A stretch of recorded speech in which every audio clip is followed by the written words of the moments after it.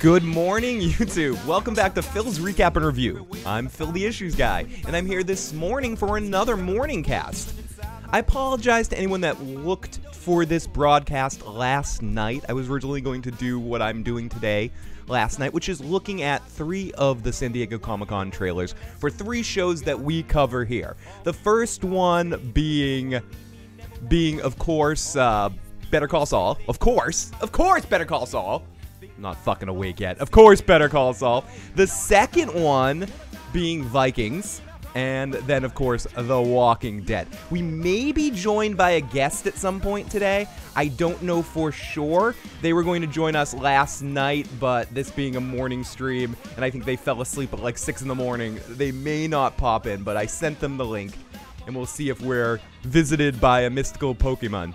I do feel a little bit better. I had a good chunk of crybaby-itis yesterday. I'd say it was 60% crybaby-itis, 40% something else. It was a tough weekend. I was very busy, sometimes you have those emotional clusterfuck weekends. It was another one of those emotional clusterfuck weekends. And it got to be Sunday night, and this is me. So I thought about coming out here like that because this could be a theoretical, very entertaining podcast if I just went, the whole time. I mean, I'm not a big proponent of the, podcast, but they do exist. And people watch that. I mean, they want to live vicariously through someone else's pain. So maybe I was having a bad day and people wanted to watch that and experience the pain through me. But I didn't think it was the best time to watch some Comic-Con trailers and get silly about that. But I am out here this morning, as someone had said before, to do more of these morning casts. So this is me, pre-sandwich, no booze, nothing, just wacky and wild, and I've been awake, 15 minutes now? I got out of bed at 8:30, came down here, turned all this crap on. So I am here today as still groggy as humanly possible. I have a morning sandwich. I have freeze frame on that one. I have a morning sandwich. I have some water. I have the live motherfucking chat over here in my corner of my side butthole eye. Let's go over to the live motherfucking chat because I'm excited to see all these fucking people. We got Mike, who was giving me shit last night, telling me, get off your lazy ass and podcast, which, Mike had a point. I should have gone off my lazy ass and podcasts. Like, what kind of loser am I? What kind of success rate do I have that I could just, pick and choose when I do my own podcast? I'm like, fuck you guys, fuck you motherfucking patrons that donate every month. Fuck you super chatters. I'm gonna go out whenever the fuck I want to. Because I'm from Boston, dude. That's what fucking people from Boston do. They fucking do what they fucking want, dude. Fuck. I guess when it's early in the morning, I want to talk in my silly Boston voice. Phil, that's a stupid voice. Don't use that voice. I won't use that voice anymore. And now that I've scared off any of the people that are just here to see Comic-Con trailers, welcome in. It's a very happy place. And if you haven't and it's your first time popping on in here just to see the trailers, please hit that subscribe button. Please hit the like button and jump on in the fun. So we got Ian Throne, who is saying 2 hours to go. I almost want to wish I could put on the YouTube videos when I put the times, considering the times are very much suggested times. Whoa, I can see it on camera too. I have a huge... Sorry. I'm looking at my acne on the camera here. But...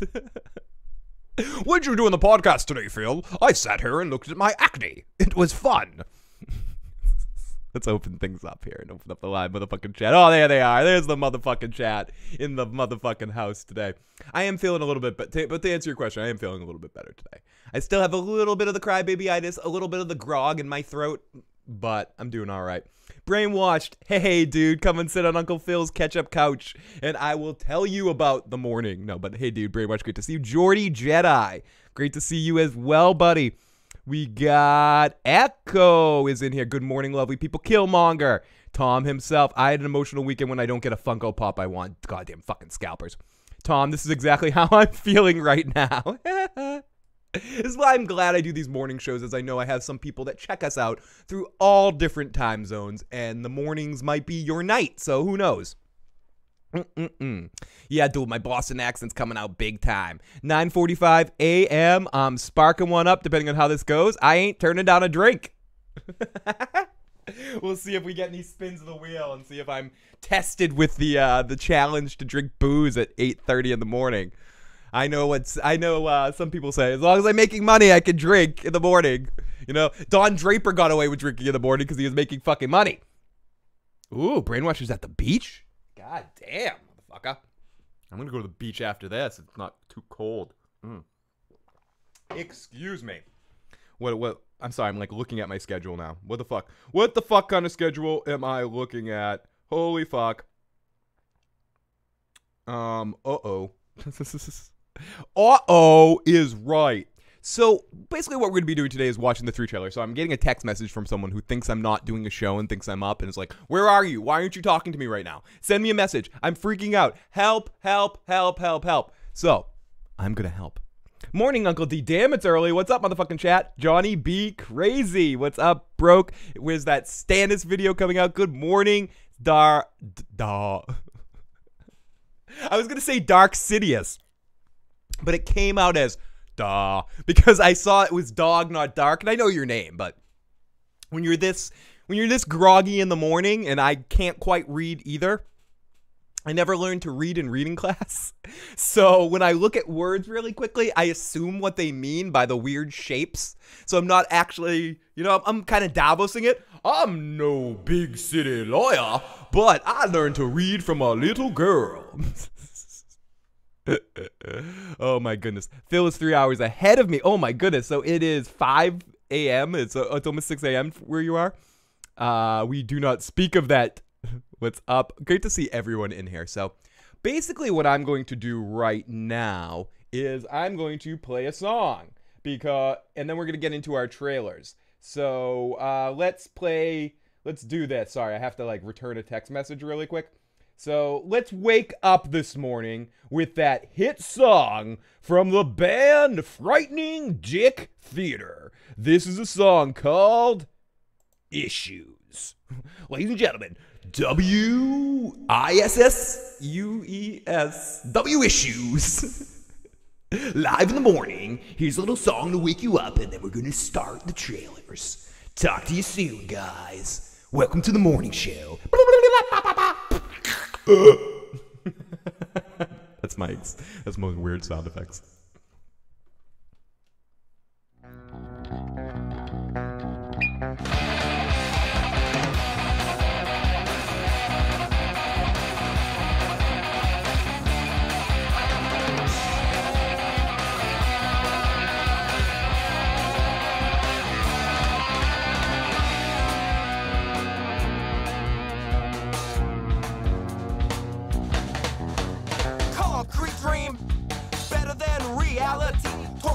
The generation to the lost society. Wondering and wishing are 2 separate issues. You push out away for a bit to miss you. Grieving your sin when you wait in your hope. Drifting in your wish and your mind too cold.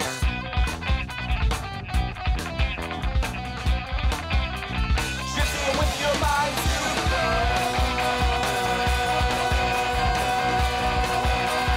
Cope with these issues.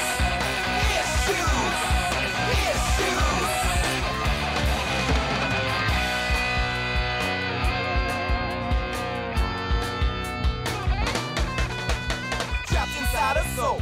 Feeling tired, burnt out of control. Your mind wants to fly, that your body lies on the earth forever.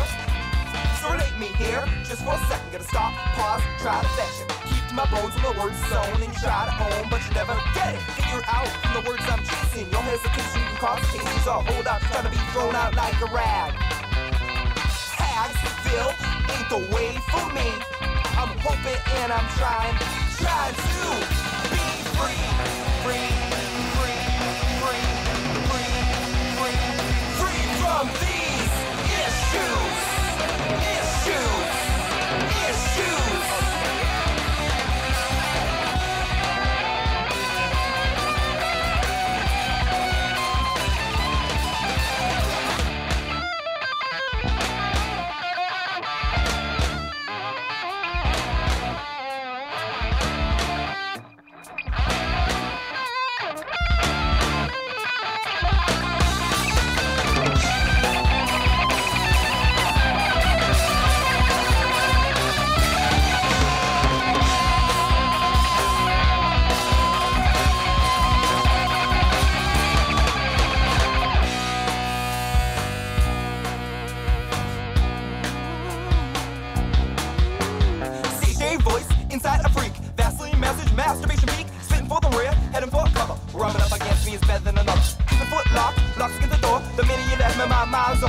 going up inside you, going all night. Yeah, that's right, bitch, too tight. Scream to stop, stop in a run. Instead of having fun, I said wait till I come. No way it hurts, no way it burns. No, you need me to learn these words.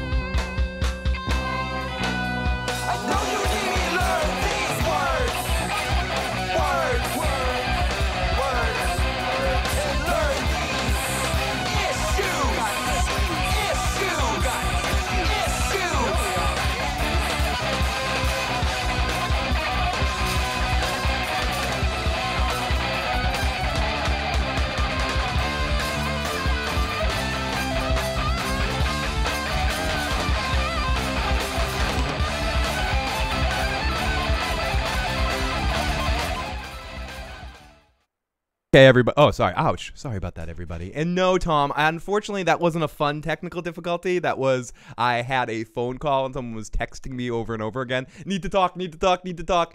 Pick up the phone, pick up the phone, pick up the phone. Not realizing I was doing a show. That's how I know my friends don't really watch my show. Because, or even subscribe to the channel. Because they're like, oh, you're live? Shit, sorry, dude. So I put on a song to kind of bridge the gap there. Sorry for anyone popping on in this morning, but it's a morning show. You got to play music occasionally, right? So, Forrest, great to see Forrest. Great to see Uncle D. Great to see everybody. Never forget what you are, you bastard. Phil's band. Yes, it was. I popped in a little bit of my my old band there. The impetus for the title of the show, Issues, initially, but yes, sorry about that. We got Sam in the morning, too. Holy crap. We got lots of friends here this morning popping on in and out and in and out. And in and out. What's on my mind this morning? In and out, and in and out, and in and out, and in and out. Wait. In and out. Why aren't you working, guitar? In and out, and in and out, and in and out, and in and out.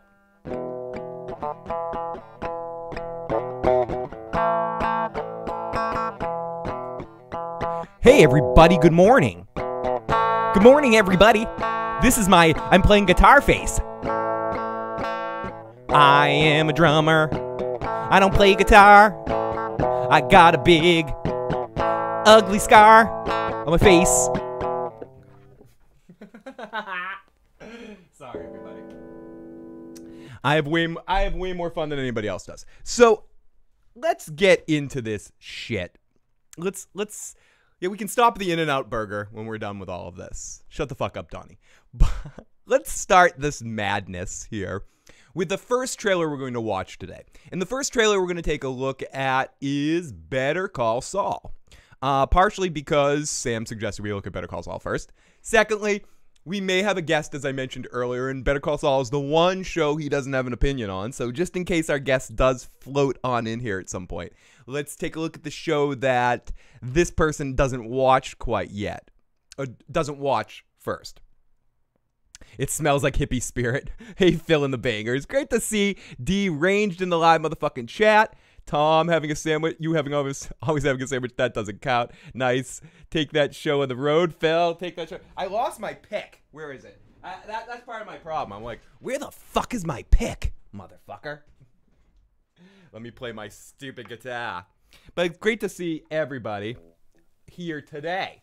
And let's get into our first trailer. The first trailer, as I mentioned, is the Better Call Saul one, so let's go over here. Oh, no, I don't want to see Joe Dirty Locks. Hey, Joe Dirty Locks. Joe Dirty Locks, why don't I push this off? Yes. Okay, there we go. There we go. Are we good? Why is this like this? Don't be like this. I thought I fixed this. Let's scroll this, make this a little smaller. There we go. There's the full screen. There's the full screen awesomeness. Sorry I did this for you guys.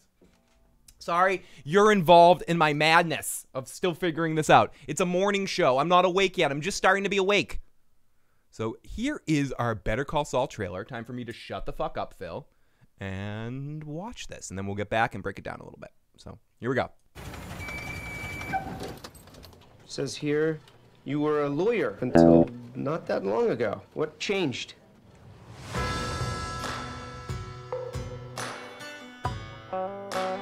I'm sorry about your brother. Jimmy, you know, you can take some time off. Nobody's gonna ding you for not having a steady job right this minute. Let's get it over with. You know, rip the Band-Aid off, right? What's your new job? I make my own hours.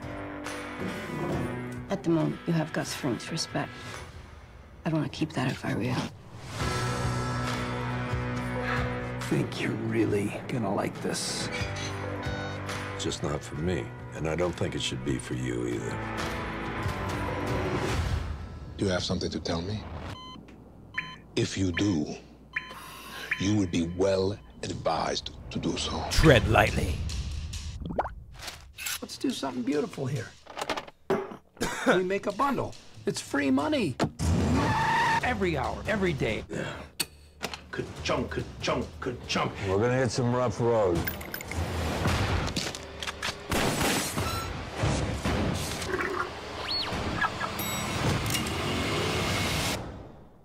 You know why God made snakes before he made lawyers? He needed the practice. Whoa. That's pretty much the only lawyer joke I know, because all the others are true stories. Okay, so that's Better Call Saul. That's a very short trailer. That's about a minute and a half. But Better Call Saul is coming back so soon that I understand why they didn't want to do it. So my first thoughts watching this trailer.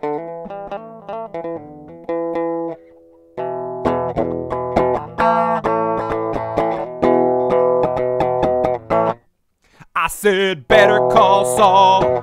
Looks like more of the same. I want to set it down. Fuck all the shame. It's Better Call Saul. Blah, blah, blah. No, basically what I gotta say about this so far, and we'll break down this trailer a little bit, but what I like about this Better Call Saul trailer, and what I like about the feel of it coming back into it, is it feels like the show. It feels like this is could just be a continuation of it. It doesn't feel like they're trying to do something completely different here, but the apple cart of the show has changed. We see that this is the inciting moment, that this season is going to really be that transitional year. I tend to believe that this might be the last season of Better Call Saul. I hope not, but I also hope so, because I believe this more than anything, and people can call me a fanboy, people can call me a labia licker, a ball washer, whatever you want to call me. I believe in Vince Gilligan. He is, to me, him, Peter Gould, his team, I've said this 1,000 times, I'll say it 1,000 more, is the best team working in television right now. They, to me, are the Scorsese of the 90s of television right now. There's a lot of good TV makers. There's a lot of people that have made great shows. But what they've done with Breaking Bad and Better Call Saul, and the vibe that comes through their writing room and comes through their shows, is the closest associated to what I want out of television. What I need to get out of it. Excellent visuals, dark comedy, serious drama that actually has weight to it, and also, if you deal with Breaking Bad, pulpy, kind of fun, over-the-top shit, too. That you kind of are starting to get in Better Call Saul, mainly in Season 3, with the introduction of Gus and proceeding to see how that goes, and as our worlds collide. And I think that's going to be a big part of this season. Now that Chuck is gone, and Jimmy's in this holding pattern, what's going to happen? What is going to happen? How is this going to lead into the next step? Mike is already connected with Gus. We know that all of this leads to the point where Saul is a criminal lawyer. So how does he get to that point? And this is what Better Call Saul does that has been unable to do for me in any other situation. Get me excited. No, but the thing that Better Call Saul does that other shows that have tried to do similar things, and by similar things, I mean prequels.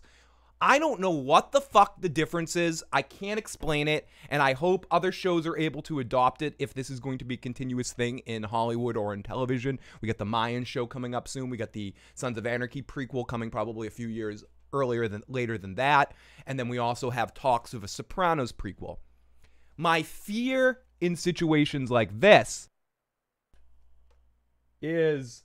Sorry, my other computer's making a weird noise that I'm hearing through the microphone. My fear in situations like this is the prequels always suck.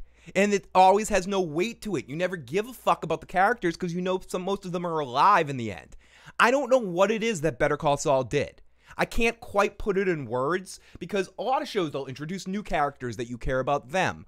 And a lot of prequels, all prequels try that, but it's never quite fucking successful. What is it about Better Call Saul that works? And the only thing that's the X factor is the creative team. The creative team is ultimately the same that worked on Breaking Bad. And I say this a lot. It's like it's a chef cooking another meal. He has a signature dish. He makes pasta primavera the best in the fucking world, right? He is the pasta primavera king. And you know what? He wants to try a fried lasagna or a fucking some other fucking meal. He wants to try some other fucking meal? Well, that is such a weird fucking sound. Computer, why are you making that fucking sound? My computer next to me sounds like it's about to blow up. So you guys might get to see a weird Gus Fring kind of moment with me here where half my face gets blown up from the computer to my left. But again, I can't verbalize it correctly about what is so special about Better Call Saul other than it works in a way, it works in a place that nothing else works. It's a flower that grows in a giant desert that has no other life. It's the one flower sticking up. Some people could say Frasier too, and I know a lot of people do point to Frasier as the other spin-off that was really good. But I'm not just talking about spin-offs. I could make 10, 15 different spin-offs that actually worked, especially if we deal with sitcom spin-offs or like the Happy Days clones and shit. Or in the clones, the Happy Days universe shows. Like for a sequel or for a continuation, a spin-off to work, that's no big whoop. For a prequel to work, that's fucking difficult. And maybe there's some movies that have worked in that context, certain elements, certain things here and there, certain flashback scenes in certain other shows. But this is a prequel series about a side character that not everybody, I totally get that some Breaking Bad fans don't feel the show. And I know some Better Call Saul fans that don't feel Breaking Bad. It's really fucked up. But the precious few people like me that can appreciate both shows for what they are have one of the biggest treats in entertainment history. And I'm not speaking hyperbolically here. This is fucking crazy. Vince Gilligan's such an aw shucks guy. He's a Davos kind of guy. I'm no big city TV maker, but I do a pretty good job. He's so aw shucksy, but he's simultaneously aw shucksy in the greatest fucking awesome, ballsy fucking television maker ever to walk the face of the earth. So, fuck haters. Better Call Saul might not be a show for you. Especially at the beginning, it's very slow moving, very plotting, a lot less action than Breaking Bad, and a lot less comedy at times, in a lot more serious issues. But the editing, the film work, the way the visuals look, and the acting is all, I would say some of those things, like the visuals and the editing, the tightness of the editing and some of the music design, I will go to step to say it's better than Breaking Bad. Story, tightness of the narrative, Better Call Saul was figuring it out as it goes on. You can't beat Breaking Bad. Characters with Breaking Bad, it's tough too when you got people like Jesse and Walt there. It's tough to beat those characters. And then you have Saul too. I mean, it's a much smaller scale at sometimes. You know, you're dealing with one person, but the show constantly surprises me with how much it invests me in it. And it's coming back in August, so if anyone is excited, feel free to jump on the bandwagon and check it out. I will warn you, if you go back and try to watch season one's slow. It starts off slow. They didn't know what kind of show they were, and they needed to figure it out. They admit that. They say that very openly. We don't know what kind of show we're going to be. They started off, the original concept was going to be a 30-minute comedy and be like a situational single-camera comedy in Saul Goodman's office and the continuing adventures of Saul Goodman.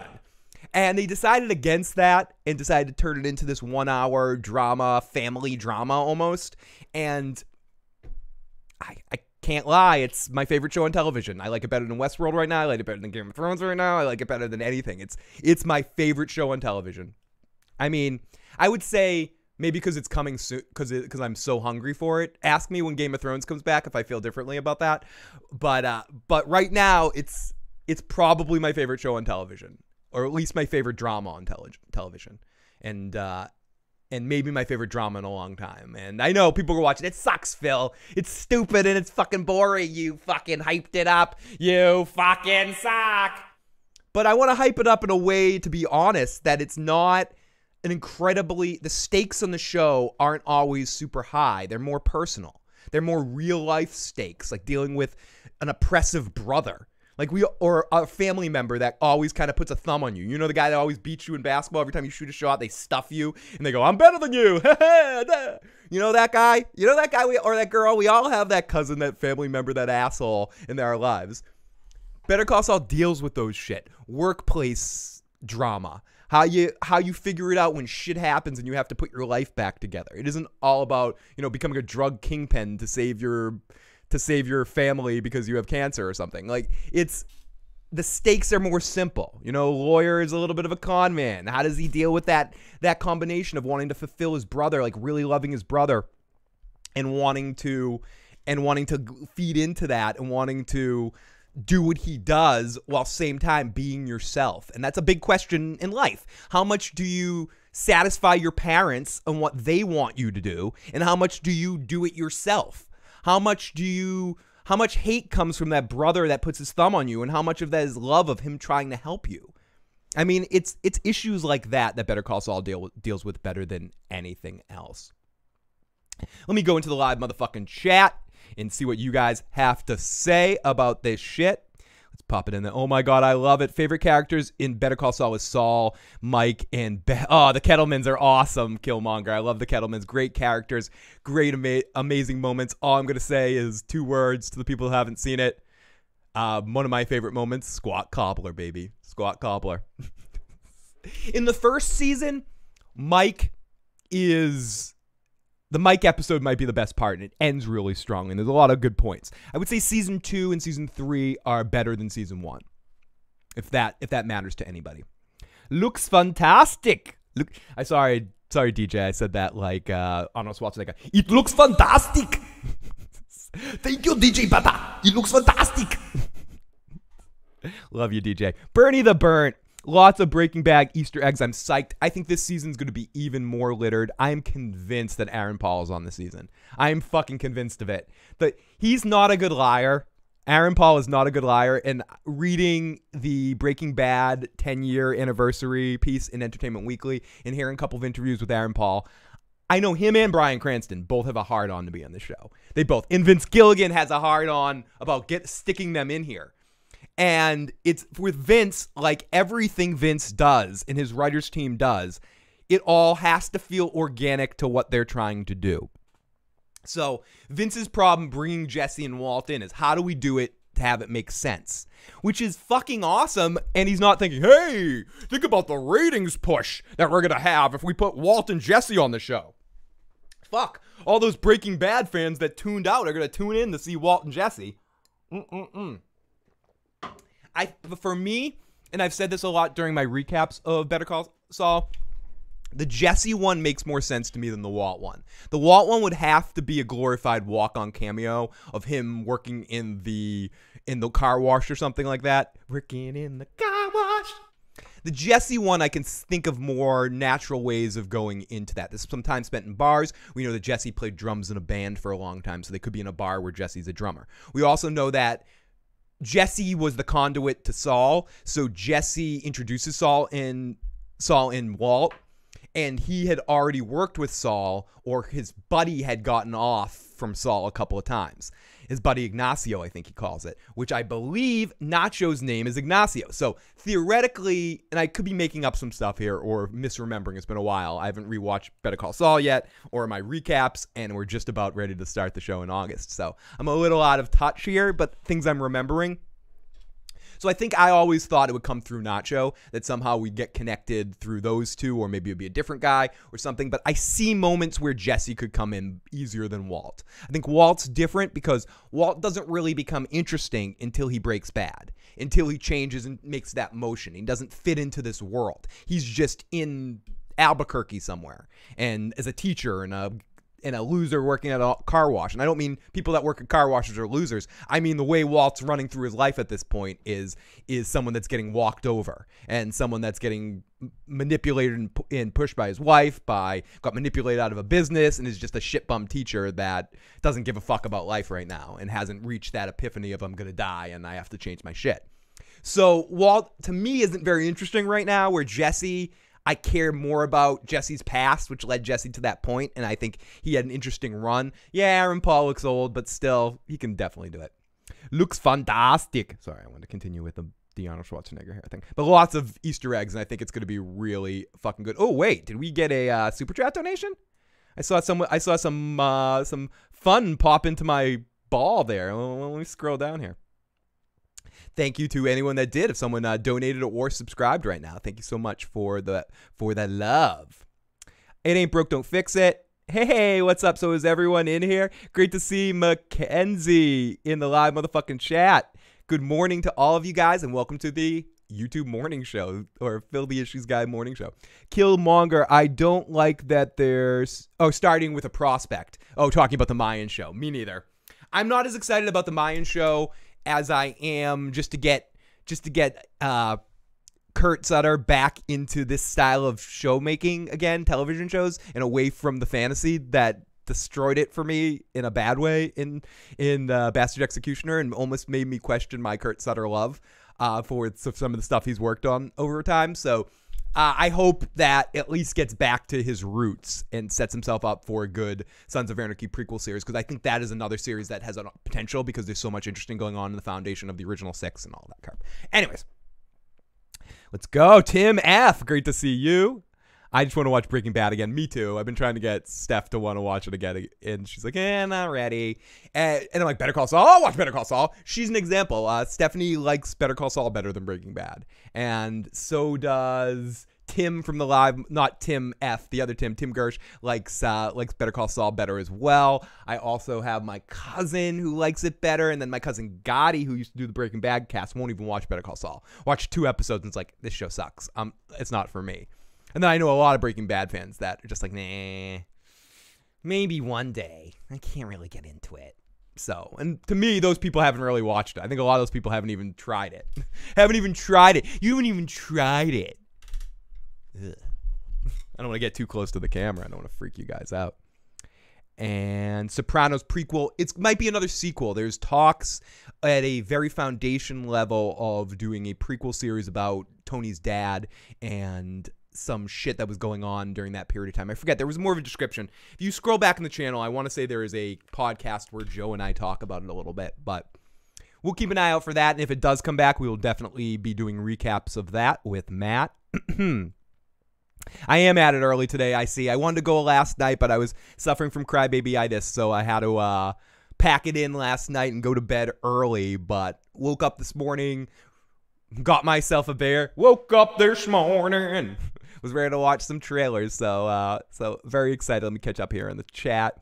It's the character development. Thank you, Bernie. Maybe it is. Maybe it's the character study of it all, talking about what makes Better Call Saul that much better than some other prequels. It's instead of relying on the foundation of the world that they built to trickle down into a prequel, Vince Gilligan and his team treat it like it's a prequel, but also treat it like it's a sequel with the Cinnabon Gene scenes in black and white, which is the sequel to Breaking Bad section. So it's actually a prequel and a sequel at the same time. But I think what they really do well, Bernie, as always, dropping some fucking knowledge in the live chat. I think what they do that makes it special, or one of the elements that makes it special, it's the characters. And it's that each individual character you really care about and you understand and has a narrower focus because they have smaller, less of a big cast. And I think that's one of the things that worked well for Breaking Bad, too. Having 4 main principals and then you had other side characters pop in. Vince likes to narrow down his focus a little bit, so it's not diluting the water in a way that The Walking Dead maybe does. I don't know why I coughed to say that. The Walking Dead does that. I'll say it confidently. What kind of asshole am I? Johnny Be Crazy. Broke Black. It's so awesome to see all of you motherfuckers today in the live chat. Better Call Saul works because it's bias, Phil. You're probably gonna like the Game of Thrones prequels too, you fucking asshole. Pasta Primavera. I want some Primavera, Tom. What the fuck? Let me scroll through a little faster and catch up. Hello, we got Icy Spots. Oh, we got Johnny Crazy. Mackenzie. Nancy T in the live chat, too. Who's better writer, Gilligan or Chase? As a writer, I would say David Chase. I think Gilligan's talent is managing other people and getting the best out of a team of creative people. I think Vince is more of an idea man where he comes up with a base concept, and I think Chase is very good at that, too, but I think something that doesn't get overstated enough, and you can hear about it more in there's an awesome audiobook called the second generation of television or something. You can find it if you want to subscribe to use my audio link my Audible link in the description box below. You can get it for free. But there's a book where it talks a little bit about how these writers teams worked. It was a journalist that went into or novelist that went into each of these writers' room to write a book about how these people work. Vince has writers that work for him, does write things, comes up with base concepts, makes the final decision, but doesn't. He works in a very community kind of forum where they're all sitting in a room, getting drunk sometimes, getting fucked up, talking it out until everyone in the room, or at least Vince, can make sense of what's happening. He's very engaging with his team and talks to people.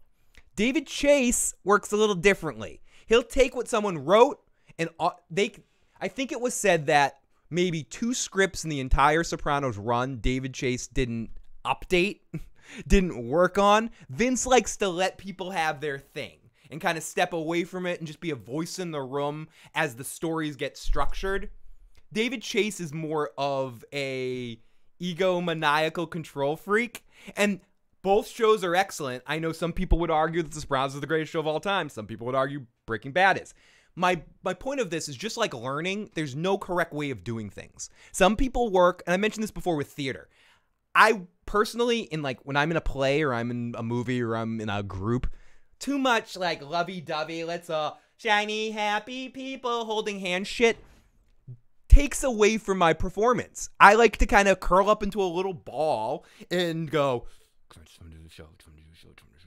ready to do the show. Here I am.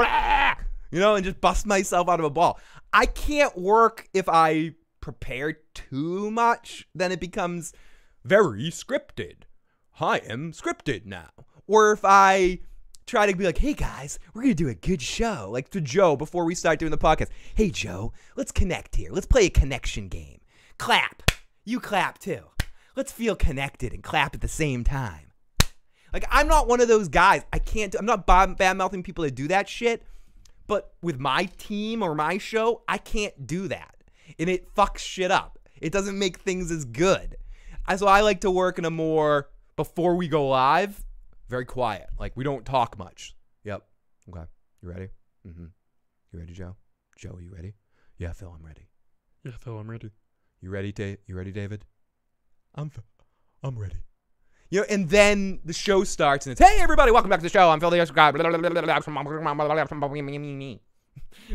I don't want to hear anyone else talk. Me. So everyone works differently. David Chase tends to, and successes happen in every way people work. And, sometimes they do a good show.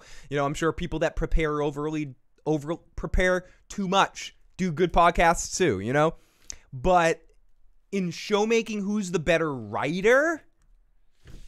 I would have to go with David Chase, even though I might like Breaking Bad a little bit better because I think David Chase is more of a control freak and had more of his hand in every part of The Sopranos.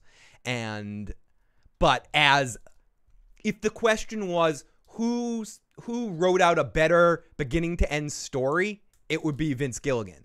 Vince Gilligan's story has a better ending, has more of a ebb and flow of a story. The Sopranos, especially when you rewatch it, is very individualistic with the episodes. Yeah, there is some connecting tissue through it all, like Tony's therapy and all that. But for the most part, any individual season of The Sopranos can live within itself. Breaking Bad is a full, living, breathing, from beginning to end show. And I don't know.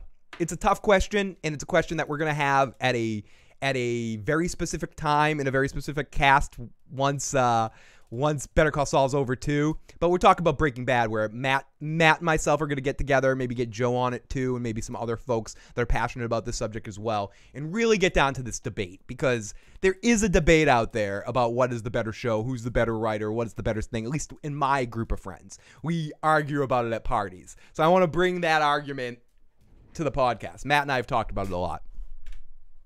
Good morning. Oh, we got KK Cole. Oh, it's great to see Cole. Tom, that was what I was going to ask. Is Breaking Bad fan friend? He says the Better Call Saul is boring and I shouldn't waste my time on it. But he likes action popular shit. If you liked Breaking Bad for the action, for the meth running, for all the pulpy fun aspects of it. I'm making it seem like Better Call Saul is not fun. Don't go into Better Call Saul with that baggage. The only thing you need to go through is that I care about these characters. I care about this universe. It's a completely different show, completely different feel. Slow down. It's like they took the break. Slow things down and they're eating up the scenery. It's one of those plotting shows that checks every box for me. Sam says, I don't think it's better than Breaking Bad, but it's fucking great. But it's just slightly a tier under. I am excited and jump on the bandwagon. I'm just scrolling down. It's to the bottom now. Oh, we got Alex in the live chat. Holy shit. Do we have King McKay? Oh my goodness. I know what the next trailer I'm watching. And if you haven't already, make sure you go to King McKay's channel and check out his Vikings trailer breakdown. King McKay, one of the best Vikings people, and does amazing Vikings breakdowns. And Vikings not going to be back till fucking November. But we'll talk about that in a second. But hopefully during the Vikings season, we can get King McKay on for some fun, or maybe right before the season comes on for a preview cast of some sort. So towards the beginning of November. But King McKay is awesome, one of the best. Obviously does Game of Thrones stuff as well, but when we're about to transition into the Vikings trailer in a second here, if you haven't checked out King McKay's Vikings stuff, he alone is one of the best Vikings people, especially for breaking down the trailers and shit like that. So I'm almost nervous breaking down a trailer in front of King McKay. No, love you, King McKay. Dog says, I prefer chicken. Subbed King, I love Vikings. Oh, awesome. Perfect. King McKay in the live chat. I don't know what Colby means, says Mike. Let's see. I'm sorry. I'm jumping in on the live chat here. I need to go to sleep, but I can't miss Phil live. Oh, thank you, King McKay, for popping on in. You fucking excellent bastard, you fucking excellent bastard. So let's watch this Better Call Saul trailer one more time with my interruptions, and then let's move on to Vikings, because I went on a little bit longer of a Better Call Saul rant than I necessarily wanted to. Not that it matters, but I could talk about that show, and I'm going to be talking about that show very, very soon. So I'm probably spending the least time breaking down this trailer because I think the show comes back in, what is it, like 2 fucking weeks? 2 fucking weeks.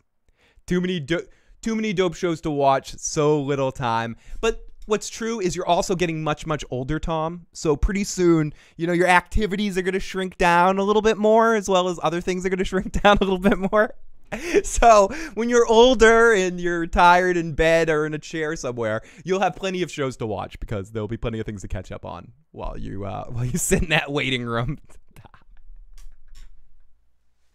This is the most positive morning show ever. Mike says 6:25 a.m. So as soon as my bath is done, time to get high, get back to scrubbing my back, Dirty Locks. That's where Joe is. People were wondering if Joe Dirty Locks was going to be joining me. He is in Mike's bathtub today, working all the crevices of Mike. It's hard to catch up on TV. I missed during their air times. I just saw The Sopranos for the first time last year. Awesome. I mean, that must have been cool to rewatch it. I'm the same way, in the sense it's tough for me to watch too many shows at once. So I put a lot of things in my back pocket, or I'm similar but different. In the nursing home, catching up on Phil's past live stream. Exactly. That's what I hope. I want all you guys to, in the nursing home years from now, to tune this in. Watch me slowly turn into Santa Claus beard. Excuse me. Cersei Lannister is greater than Laurie Grimes. White. Laurie Grimes and Skylar White. Laura, good morning to you. Where's the Battlestar Galactica recap? We want Battlestar. You harass Joe about that, because him and Katie are the ones that have watched that show. He needs to start doing some reviews on his own for some of these shows he watches that I don't want to watch. Motherfucker. Motherfucking Joe. Motherfucking Joe, I want to fucking invite you in here. I know Joe's awake right now, but so I'm like maybe I should invite Joe in. Let's see. The worst that can happen is he doesn't come in. Let's see what happens when we invite Joe Dirty Cox in here. Let's see if he happens to pop in or not. He's probably just going to ignore it. Like, what the fuck? Did Phil just send me an invite to a podcast at 9:20 a.m.? But I did. Let's see if he pops in. So let's watch this Better Call Saul trailer one more time. It says here you were a lawyer until not that long ago. What changed? So, What's up, dude? oh hey, how's it going, Joe? I wasn't expecting to after you pop in. I was saying that Joe's probably awake right now. Mike in the live chat was saying you were in his bathtub scrubbing the crevices out of his back. So Mike has let Joe go for a few moments here, and I got Joe who is outside in his back porch because he doesn't want to wake the crow up. And yeah, how's it going, Joe? It goes good. What are we doing here? Nothing that you can really take too much of part in because I'm watching trailers, but I'm watching the trailer for Better Call Saul that comes back August 4th, watching the Vikings trailer and watching the Walking Dead trailer. So have you had a chance to watch any of these trailers by chance? I saw the Walking Dead trailer is the one I've seen so far. So should we pause the action for a second here and have you talk a little bit about your thoughts, and then I'll let you go so you don't have to stick around here and watch all the shit. Actually, let me see something. Let's see if you can actually watch too, Joe. Let's see if this might totally screw the stream up, but can you see that? I can see it, yes. Okay, and can you hear this? I'm sorry about your brother. Could you hear the audio? No. Oh, can you hear me talk? Are you still there? Yeah, I'm still here. Can you hear me? No, I can't really hear you. Somehow I lost. Can you hear? You can hear me now again, though, right? I can hear you a little bit. Yeah. Okay. So let me. A lot louder. Second. I think when I put the screen share on, it made me softer. It did. Definitely did. Okay, so let me present this to you. Sorry everyone for the technical difficulties. I want to keep Joe on here for a second. So let me do a little screen share. Present this. This is the Better Call Saul trailer, Joe. And I think if I push this and you don't talk, you'll be able to hear the audio too. So let me do this. And It says here you were a lawyer until not that long ago. What changed?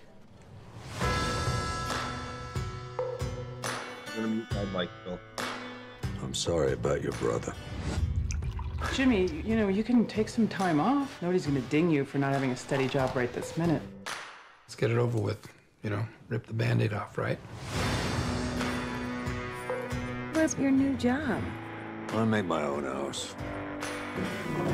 At the moment, you have Gus Fring's respect. I'd want to keep that if I were you. Think you're really gonna like this. It's just not for me, and I don't think it should be for you either. Do you have something to tell me? If you do, you would be well advised to do so. Let's do something beautiful here. We make a bundle. It's free money. Every hour, every day. Ka-chunk, ka-chunk, ka-chunk. We're gonna hit some rough road.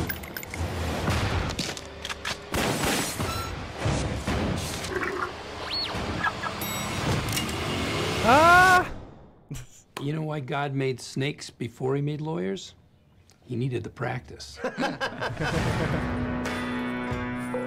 That's pretty much the only lawyer joke I know, because okay, I mean it continues a little bit at the end there. Let me go back over here and get Joe back in on the fun. So let me stop this so you can hear me a little bit better. Fucking awesome trailer, Joe. The timing of it is really great. I didn't see it deals a lot with Hector, what's about to happen to Hector. It deals with the outcome of Chuck, what happened there as well. The editing was really sharp on it as well in my mind. Joe, what was your opinion? Could you get a good viewing of that, or good enough? Yeah, it was great. I can't wait for the season.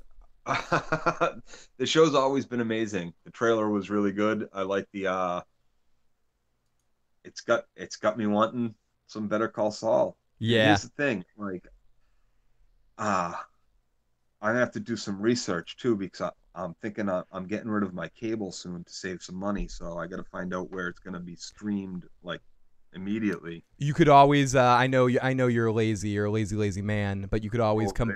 Yeah, you could always come by my house and we could do Better Call Saul reviews here that night.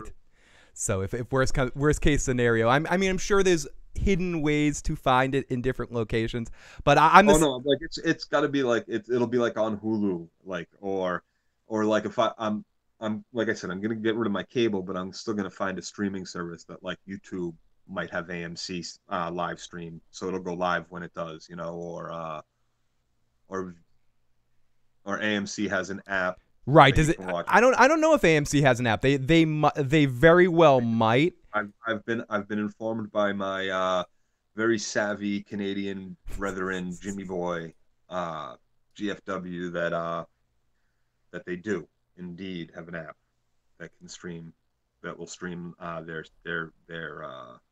shit live. So awesome. So everyone, in case you want, there's Joe Dirty Locks up in my little corner for people that wanted to actually see Joe. That's actually got me excited for 2 shows now. I hate to say it, but the trailer, I watched it again since we talked the other day. Oh no, wait, we're gonna watch that too. I'm gonna keep you here. Hold your thought on that one briefly. Should we? Are you in more of a time thing? Should we watch that one first before Vikings? Do you have more to say, or do you want to watch the Vikings one with me too? I want to watch the Vikings one with you because I haven't seen that one. Okay, so this is Better Call Saul. Let's move on to the Vikings one now. There's not much else to say about Better Call Saul. It's coming back August 4th, so it's coming back very fucking soon. There's not much longer to wait for this to happen. So there's not much we want to say too much about it beforehand, especially because we know some of you guys haven't watched Better Call Saul, and even in that preview for it, there's definitely some spoilers about, and I don't want to spoil too much about what happens in the first 3 seasons because it's really a great lead up. And I think both Joe, myself, and Katie all agree that that's a pretty fucking excellent show right now, and it's maybe one of the best shows on television still. Yeah, it's maybe right now my favorite drama on show. Sam says, "We see you, Joe. Great to see Joe. Totally geeked out about a show. It's great to see Joe happy about a show." And I hope it's consistent because the Joe happiness for a show can fall really quick if he starts hating on something. Like if a show immediate, like if there's one episode, like if I start watching a show and like the first 3 or 4 episodes, 3 episodes will say I'm like, that was ridiculous, or there's more than like 3 or 4 ridiculous character movements or story movements or whatever, and I'm like, that's stupid, no one would do that, I don't understand. I'm done. Yeah, you're out. So you check out. You check out. If the first episode of Better Call Saul is bad, this season you'll be like, yeah, this sucks, boring, stupid. But no, not true. Not true. Not with Better Call Saul, because it's already given us what, 3 seasons? 3 seasons. And it's like, and again, Vince Gilligan has given us now 8 seasons of television to prove to us, really trust him. Yeah, trust him. Right. He knows what he's doing. He knows what he's doing, and Vince, we trust. Right. If the first episode of this season was bad, I would be like, wow, that was really out of character, and I would still give this season. I might even be at the point with this whole story, Breaking Bad, Better Call Saul story, that no matter how it goes, just like with The Walking Dead, I'm going to be all in until the end. Yeah. I hear you. I am. I'm definitely that way. Is Joe happy about Mayans? Are you happy about the Sons of Anarchy? I cannot wait. I saw the trailer for that too. I haven't seen that yet, but I'm excited for it, and we'll be talking about that show. We'll definitely be doing a recap of episode 1. I cannot wait. It's dude, it to me, like, I was watching the trailer, and I was like, holy shit, every second of this trailer feels like a trailer for Sons of Anarchy. Very excited. If you like Sons of Anarchy, I believe you're going to really like the Mayans. If you like the actor that played the president of the Mayans, I feel like you're going to like this show. Cool. I don't see how I'm very Chris Sutter's going to be able to fuck up that universe. You know what I'm saying? Look at Joe wearing my bathrobe. Joe, how about Slingo? Why can't Joe be happy about Supernatural and Legion? Chat speed limited by so we got a little bit of a spammer here. And there we go. Sorry, I'm removing. Bam. Surprise morning podcast. This is so strange. I know, isn't it? It's too much. It's too much, Joe. Last night. Sorry. Okay, so let's continue here. So I was getting distracted by do a review on Caminals. I don't know what that. Damn, Joe, excited about TV in a trailer. I feel like I get the same with the AVN Awards. Legion is great. Spam too much. Was that Joe giggling? Phil the Ninja got it. Sorry, I got it. Hiya. Okay, so let's get into this Vikings trailer. Gotta, Joe, mute your mic for a second, or don't talk, because it's going to be, I'm going to need to switch the button so you can hear. Let me switch that over here as Joe is heading into the other room. Let's go to this Vikings trailer, and again, I will shut the fuck up during the Vikings trailer, then Joe and I will come back and talk about it. You can see, yep, and you can probably hear.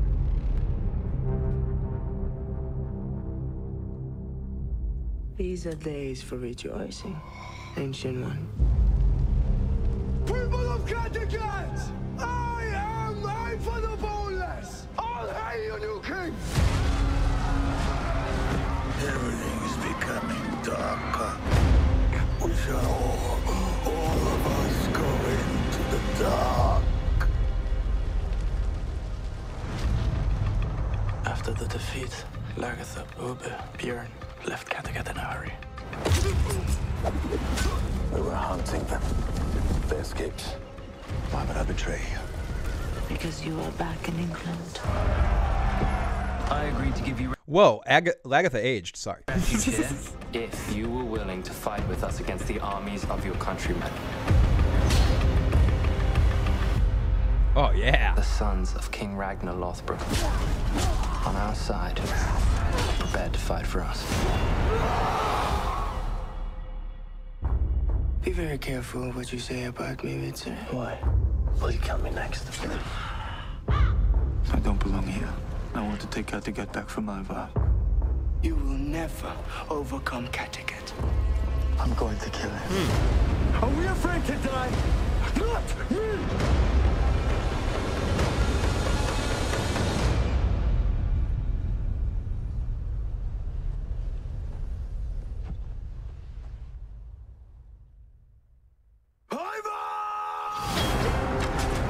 Welcome home, guys!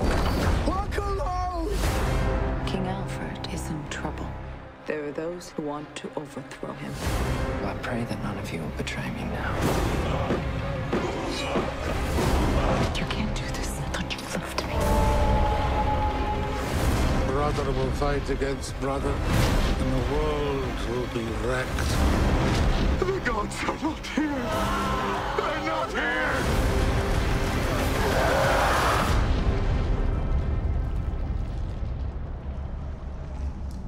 What?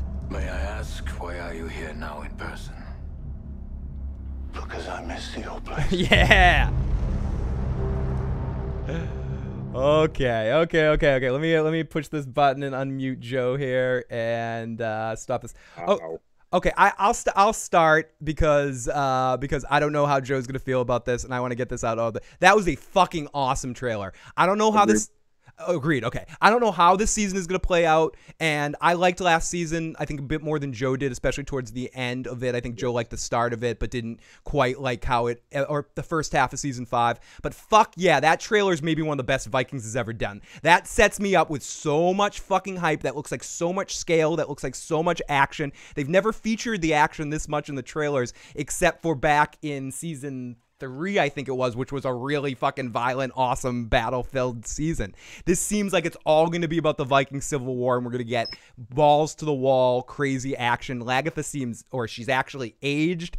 Bjorn seems extremely interesting in this season, and they seem to be filling in the gaps with the other brothers, and they all seem to have a little bit more gravitas to it, and I don't know if that's a credit to the way the trailer was shot or actually how this season's going to feel. I liked Ivar, and I know this is where Joe and I might differ a little bit. I think Ivar is awesome if you use him the correct amount. I think the actor really is delivering a great performance in this role. I think last season used him and leaned on him a bit too much. It made it sort of not as intense when you saw it. I hope Alex, is that his name, can find more ups and downs in his performance this season and really give us more of what that Ivar is. Joe was feeling what I was saying until then. He's ready to cut me off here now. But we're gonna watch back and break it down a little bit more. But Joe, what are your thoughts, and why am I wrong about Ivar? No. I was actually thinking you're right. They need to expand his range and make him just less all the time looking through the top of his eyes. You know what I'm saying? Like,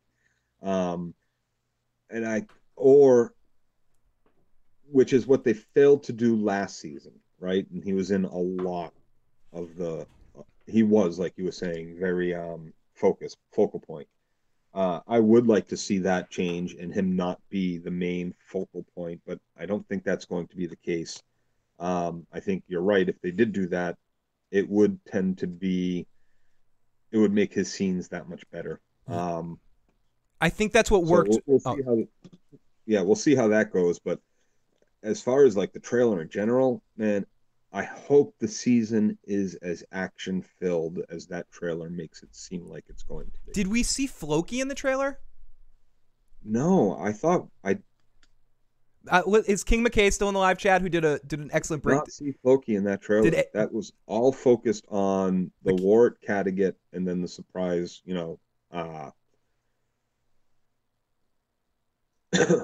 uncle. And let's go into live. Did Ivar say that Rollo was coming from? Yeah, and Rollo showing up at the end there too is great, and I hope he has more of a focus point and not just there in theory. Essentially, I hope he actually is in there. Alex in the live chat says, "Am I the only one that's not buying the Sons of Ragnar?" I think Joe at no, you're not. I'm with you. Yeah, I think Joe at times he's still dubious of it. He's very much so. And last year was hit or miss for you, right? Like, I mean, it had some. It wasn't even really hit. I don't know. I was pretty turned off by all of them. Like there was the decision by the stupid brother. Let's go talk to them, and he gets, I forget what happened, stripped naked and like kicked back to fucking town or whatever. Yeah, they get turned into little bitches and stuff like that. And they made Ivar have like all the backing of these other Vikings without ever showing us the politics behind it. Just like, oh, that's the one we're going to follow. And, right. There was a lot of problems with the season that I didn't like. They didn't show us enough of the Bjorn in his travels. It was like, oh, he's in the Middle East. Oh, no, he's not. He's in Northern Africa. No, he's not. Or wherever he was. You know what I mean? Like, and people King McKay said Floki was in there briefly 3 times. Mike in the live chat says, Phil, they were talking about you on live stream last night. James and Chris was they were talking trash. Oh, they're such buttheads. Just kidding. They say nice. Yeah, both those dudes are awesome. I didn't get a chance to meet Chris, but James was legit, total chill, awesome dude, and very fun to talk to. James is very good people, and fun to talk about too. Isn't James awesome? No. But anyone that wears tie-dye is okay in my book, of course. Oh, so I haven't seen. Man, Vikings is like 50 in this episode. So let's watch through this a little slower and do a little stop and start. Joe, you can still see it, right? Yep. Okay. We got Ivar talking to. I think Ivar looks cool in this look.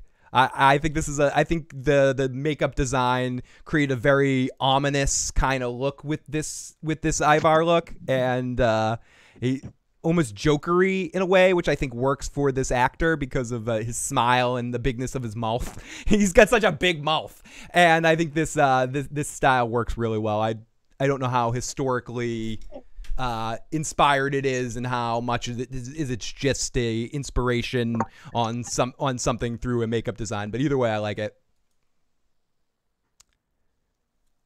I like that as the first vision that we saw of this season with Ivar doing his emperor thing.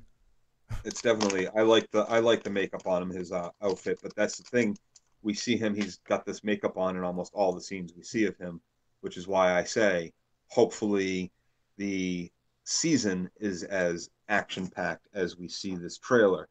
It seems like a lot of these clips are real, especially the action clips, are taken from maybe 1 or 2 episodes. Mm-hmm. So big mouth style. Yeah, I got a big mouth too. I got a very big mouth. Yeah, a little Apocalypse Now looking too. Thank you, Laura. That's very true. Yeah, let's kick through the how many different things can you make a mask out of? The horror, Joe. The horror. So we're seeing more from Ivar's little party here. His Let's Kill Agatha party that seems to be happening, and Ivar's taking over. We see the seer there. Will the seer finally die this season? How old's the seer? Like 300 fucking years old? Caligula much.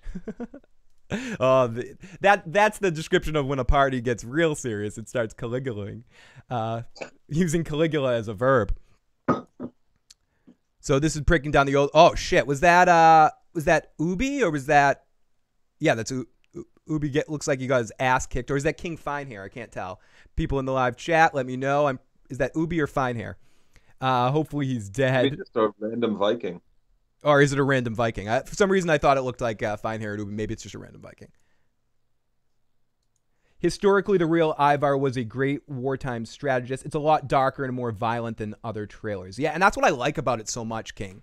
I like how dark and violent this trailer is because for me, historically, and I think Joe will attest to this as well for his standpoint, the action on Vikings has been some of the highlights for me. I do like some of the slower down moments, and I think some of the dream sequences are some of the most accepting ones Joe could ever be of in any show that he really hates dream sequences, but I think some of the Vikings ones he's been okay with.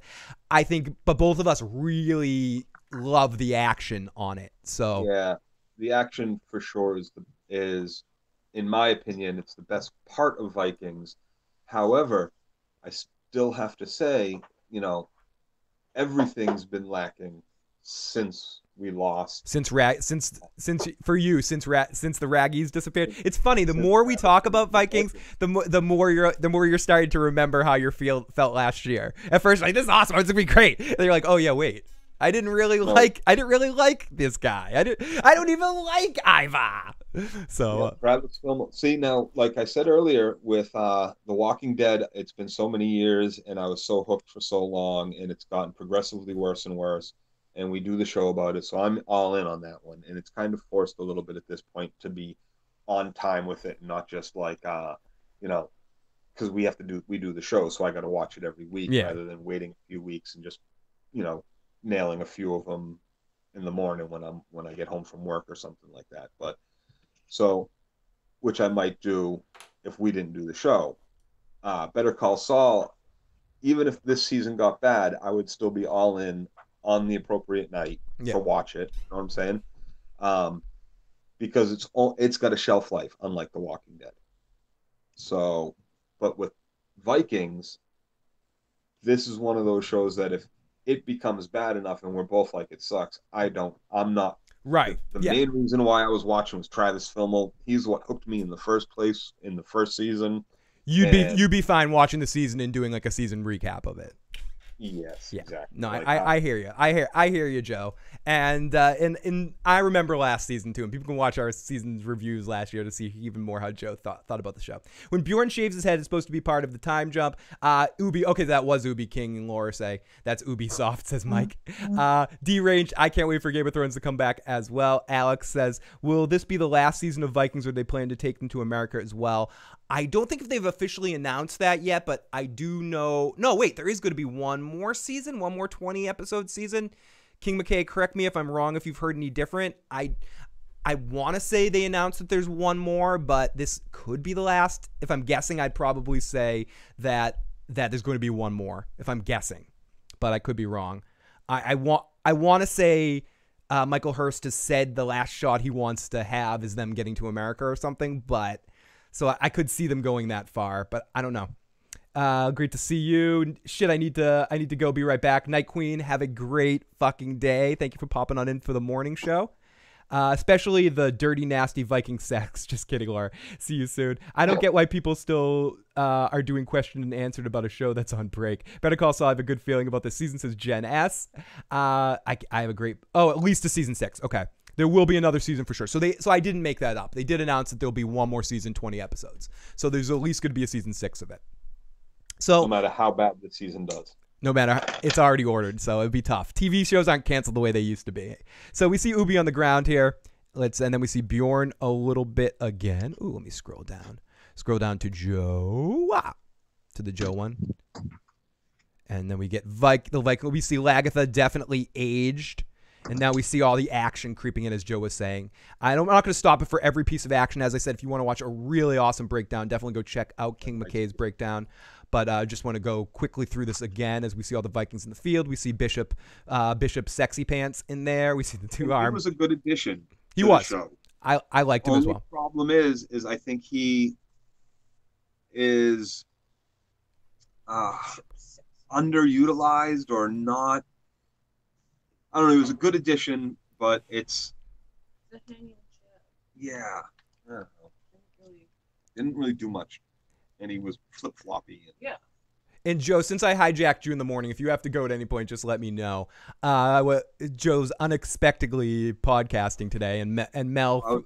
I was in the middle of some Friday the 13th gameplay with Jimmy Boy GFW from the island out there in the Atlantic, and then Katie woke up right before the Vikings trailer started. Yeah, she heard the Vikings talk. So we got Bishop Sexy Pants and our new silver-haired queen in there right there, and he had a little bit of problem with in real life. He was drinking on a plane, and he and his wife got into a little fight. Sexy pants, Bishop Sexy Pants. Yeah. So what happened was they took their kid. They were coming home from like Fiji or some shit, or like Asia or some shit, and they had been Peru, and they've been traveling for like. Peru. You're naming a bunch of places, Joe. No, it was Peru, and they were on a flight for like 12 hours or 14 hours or some shit, and then they had another flight, and their seats got given away, and they ended up having to be in other seats, and his wife passed out, and the kid was crying or whatever, and he ended up having a drink. And then the wife woke up while he was having it. And I guess he's been sober for a long time, and he's a shithead when he drinks, and he became a little bit of a shithead at that point, and had the stewardess take away the drink and apologized, and then he got off the flight and he was met by marshals just because there was an incident at all. Yeah, I've definitely been an asshole on a plane as well. Right. And he apologized there. He wasn't arrested. He wasn't cited or anything. Yeah. No. And he's back on the wagon. He's talking to somebody that's giving him help and all that. Yeah, he gets help now. Much to do about nothing. PR. On an airplane. That's when he So Joe. Yeah. So guys, he wasn't. Yeah. Edged out. Maybe he wanted to pass out. He was edging. I don't want to hear about the sex activities. So Mel says a live stream with Joe and Phil is exactly what I need this morning. Love you guys. And that super chat donations on me spin. Oh shit! I just spin the wheel where a glass of water was on, and it just knocked the glass of water everywhere. At least it's water. Could have been worse. Could have been a different liquid. It just means my floor. It just means my floor is gonna be a little cleaner. It lands on. Wow, it actually landed on that. So I don't know what you're drinking, but wherever you are, whatever you're doing, take a drink. So Phil, I was thinking, and I know this is going to sound awful, but you should put a spot on that wheel that says someone needs to donate. Forced donation from Super Chat. Yeah, forced donation. If we got to drink every time it hits drink, then we got to put it back on the. Oh, you're. Thank you, Joe, for being a master marketer. It'll be a perpetual wheel spin. Yeah. Thanks for making it. So I'll go get a drink in a little bit. Because I just spilled my water. So, but whatever you drink, whether it be water, coffee, orange juice, vodka, whatever you have, wherever it is, pick it up. Whatever gets you through this, take a drink. At 9 in the morning. At 9 in the morning, yeah. Or if 10. You're watching in California, it's 5 in the morning. It's drink. I know. I started this stream at. I started this stream at 8:30. French Canadian Jason says, fun fact, the Vikings first landed in Newfoundland, Canada when entering North America. My drink is coffee. Did you at least put down the fire on your second computer? I think that water put out the fire, Alex. And why does Katie not come on anymore? I hear Joe thinking she steals his thunder. Katie will be back for Game of Thrones stuff. And I was about to put her on, and she gave me the death stare because she just broke up. Katie's very busy doing business, working for school and all that fun stuff. She started her own business. So, she's a professional dog walker. Yeah, well, I was gonna say, and you should see it. The crow walking a dog down the street. It's a really fun thing to see. But she will be back for our final 6 episodes of Game of Thrones, and we'll be having some fun there. So, and maybe a couple of Better Call Saul episodes throughout the season. And so she's been very busy doing that. So she's so yeah, I know we mostly cast at night, but she's in bed early for work Monday mornings and stuff. So yeah, so the crow will fly back in. You won't have to deal with both of us forever. So keep leaving your comments. She picks up those pieces of bread in her and we'll eat those pieces of bread, eat those wonderful compliments. So let's continue with the Vikings trailer and finish it off so we can get Joe to The Walking Dead and get to what people really want to hear. What does Joe think about the Walking Dead trailer? So let's get through this Vikings one a little bit more. We see Lagatha looks like she's in trouble. Alfred seems relatively interesting as he's talking to this group. Hey, we want to help. Will you help us overthrow? Will you help us overthrow Ivar? Okay, how do you want to overthrow Ivar? And looks like a fun scene. I love the look on Lagatha's face as she won't make eye contact. She's looking off to the left, like I don't know. I don't know. Yes, I don't want to. Due to battery, I only got 11%. Oh, cool. Okay, so. Let's continue quick. So yeah, Vikings. Yeah, let's get to the next trailer. Okay, so Vikings. So bam, bam, bam, things blowing up. Oh, bloody people. There's lots of bloodshed. Lots of fun. Oh god. Oh, people are screaming. People are dying. It's Rollo. Oh no. Oh, it's Rollo. We saw Floki in there for a second too. It's Vikings. And last thing I want to talk about Vikings is it's not back until November. Does that upset you? Yes. Very much. Yeah. What the fuck, November? Fuck your mother with November. You know what? It doesn't particularly upset me because, there's a lot of shows on in the fall, and they're not good. Right, meaning like all the shows that are coming back and like the new series and stuff. It's Vikings will be a good right after the holiday and leading into the winter months. Comes back in November. Smart of them. It was smart of them because they see that there's going to be a lack in a lot of nights of the week, and they decided to move one of their hits from a summer, early fall thing to smack dab in the middle of school. But yeah. It's a beacon now for them. So educational too. Right. So let's get into this Walking Dead before we lose them, and let's run the live chat for a little bit. We got Play the Fuck Sansa song. Totally pertains to this clearly. When Katie Crow's on, I send money, says Mike. Hipster fucking Viking Beard for 400. It upsets me, damn History Channel. Fucking I'm missing my girl, Katie Crow, says Smokey the Bear LaFleur. That's a great name. Smokey the Bear LaFleur. I tell her all the time that everybody's always asking her, wanting her back, wanting to see her. They don't care about you and me, Joe. They don't care about that. But like I said, I have a contractual agreement signed by a crow that she'll be on the final 6 episodes of Game of Thrones. So don't worry. So wait for it. She'll definitely be on the final episodes of Game of Thrones. She'll probably be on some of the Vikings. Or some of the live streams that we do. We've been wanting to do some more live watches of movies or some rewatch episodes of Game of Thrones leading up to the final season. Pissed at us, Phil, for doing Clue without her. Oh, so pissed. Yeah, it happens. Okay, Joe, we're losing our heart on here. We're gonna lose Joe in 4 minutes here. So let's watch this long. Go hurry up and get the condom. We're losing our heart on here. Come on, play this Walking Dead trailer, Phil. Let's do this. Here we go, Joe. The Walking Dead trailer. Now we're gonna sit and watch this, and then we're gonna talk about it. Oh wait. I'm sorry. I forgot to. I gotta do this and mute your microphone for a second so you can hear, or you'll be able to hear yourself right now until the trailer's off. You don't have to mute, but be prepared to hear yourself back.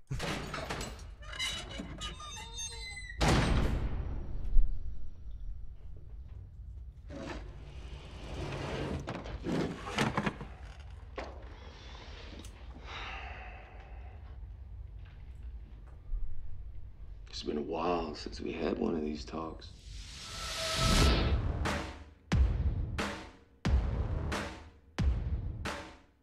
It wasn't that long ago. We were fighting just to stay alive. But it's not like that anymore. We're building. We're building. Growing. Rolling. We're taking ecstasy. Still ready to deal with this world on its own terms. We're all gonna pitch in and make sure that Sanctuary has what it needs. So y'all can get back on your feet. Bless you, Rick Grimes. No matter what happens. It's human nature to come together. Boo! That's a real pretty picture you paint there, Rick. Our hero. I get to see it. A hero emerges. Don't you ever get tired of acting like you're still in charge? Do you? And we were fighting the saviors. You told me that soon you'd be the one following me. But you didn't, because I wasn't someone to follow. That changes now. You think you got all this on lock? We need to start talking about making some rules. An agreement between all the communities. Like, this is how we treat each other. I still want to be bad and say Rosita's butt was the star of that part of the trailer. And this is what happens when we don't. Daryl, stop! That small group we had back in the beginning, we could do anything. That was right. Just don't feel right, man. It's on us. Figure out how to make it work. We don't know if they're ever gonna forgive each other, Rick. If they can even move on. I just wanted to pull that trigger. End it before it begins. When it finally goes to shit. And it will. Cheryl has the best reaction so far to this. Bye-bye, Morningwood. A moment of silence for a good boner. Make sure you come back and you tell me all about that date.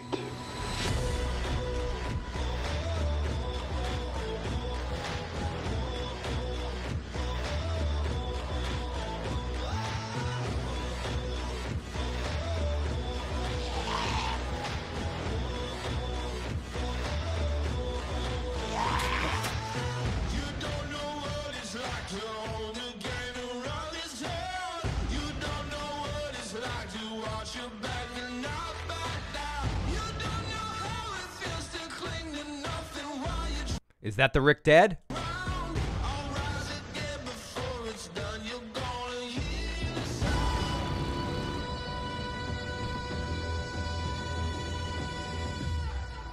It's about all of us together. Keep doing that, they'll see we're all on the same side.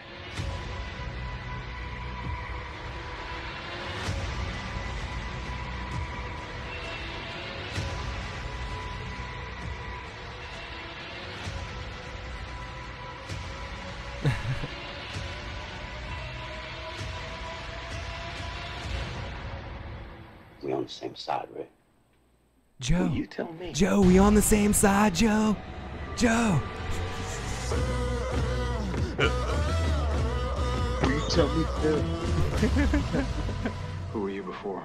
Before all this? I was a music teacher. We had tables at a truck stop.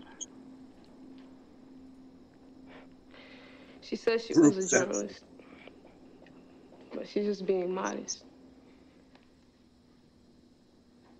And who are you now? Incoming! Here we go!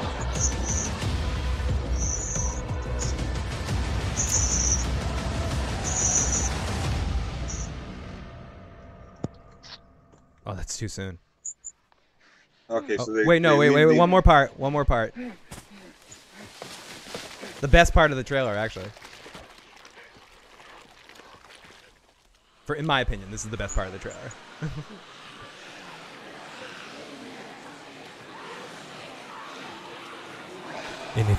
And if you listen closely, you can hear the whispers.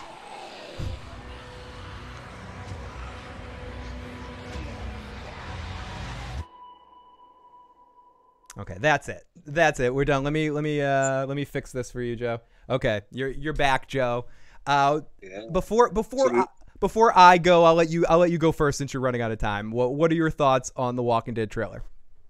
Well, it's the first trailer that's gotten me excited. It's the first time I felt excited for the start of a Walking Dead season in a long time. Interesting. One of the things I always wanted in the writing of The Walking Dead, I've said it a million times, and I'm sure you'll all remember, is I want to hear the planning. I want to see the the world building. I don't want them just to be like, okay, we're in Alexandria and now we have all this shit, or, you know, like they kind of did that with the prison. They came back, and I mean, I think there'll be a bit of that because it'll be so many years or whatever in the future, or weeks, or whatever the case.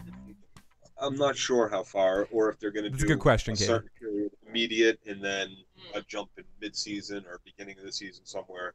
But there is a time jump involved. Joe, you've touched Broke Black Man 94's heart. He says, Joe, excited? Yes. Well, the thing is they show a lot in that trailer. They show a lot of the things that I have always complained about. Like for example, like when the prison got raided, it was like, what? You guys didn't have a fucking meeting spot?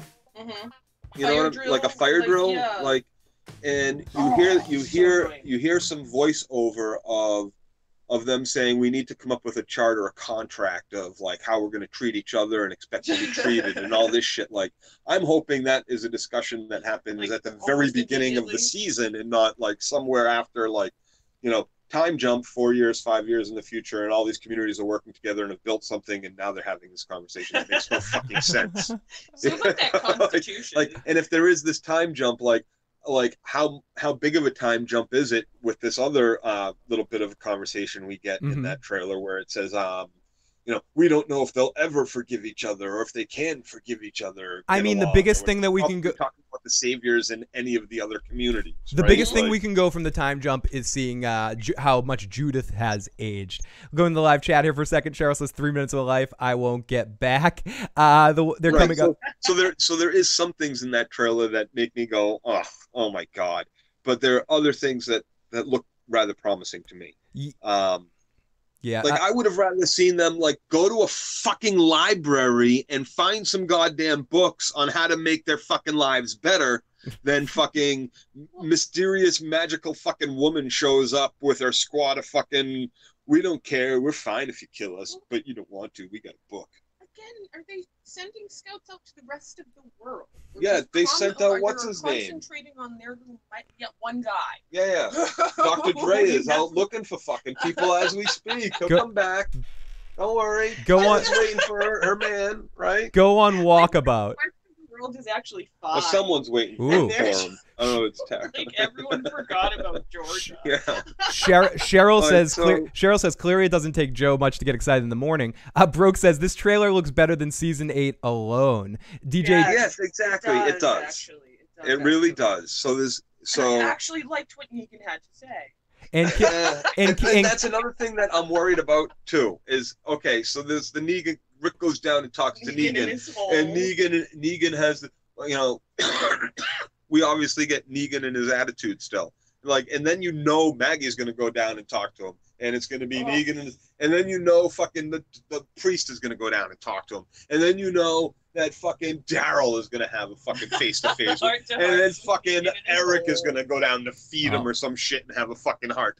And it's going to be everybody go down and visit fucking Negan this season. Yeah. Joe, I was going to... And Judith is going to go down and play fucking dolls where he's going to babysit Judith from behind the fucking cage or some shit, right? Like, come on. Like, you know that's going to happen, and I really hope they don't do it. Like if you ever watch... SVU from Law and Order, like you'll see like there's at least 6 episodes, like one where you know Benson decides she's gonna beat somebody up, and so her stabler is gonna be like, don't do it, Benson. And then there's another episode where Munch is gonna beat someone Benson up, so Benson from the 80s? Are you talking about the TV show Benson? Well, so, yeah, then Ice-T's gonna do it. So then fucking Munch got to step in and be like, don't do it. And then like fucking Stabler's gonna beat somebody up. So, you know, Ice-T got to be like, don't do it. You know, like, so Negan's gonna be making spaghetti for Judith by the end of the season. Let's see again. So like, I just hope we don't have, you know, in the how many episodes, 16 or whatever, 16, in the 16 hours, we're gonna have 3 hours of fucking face-to-face with Negan cell time. And I really hope that doesn't fucking happen.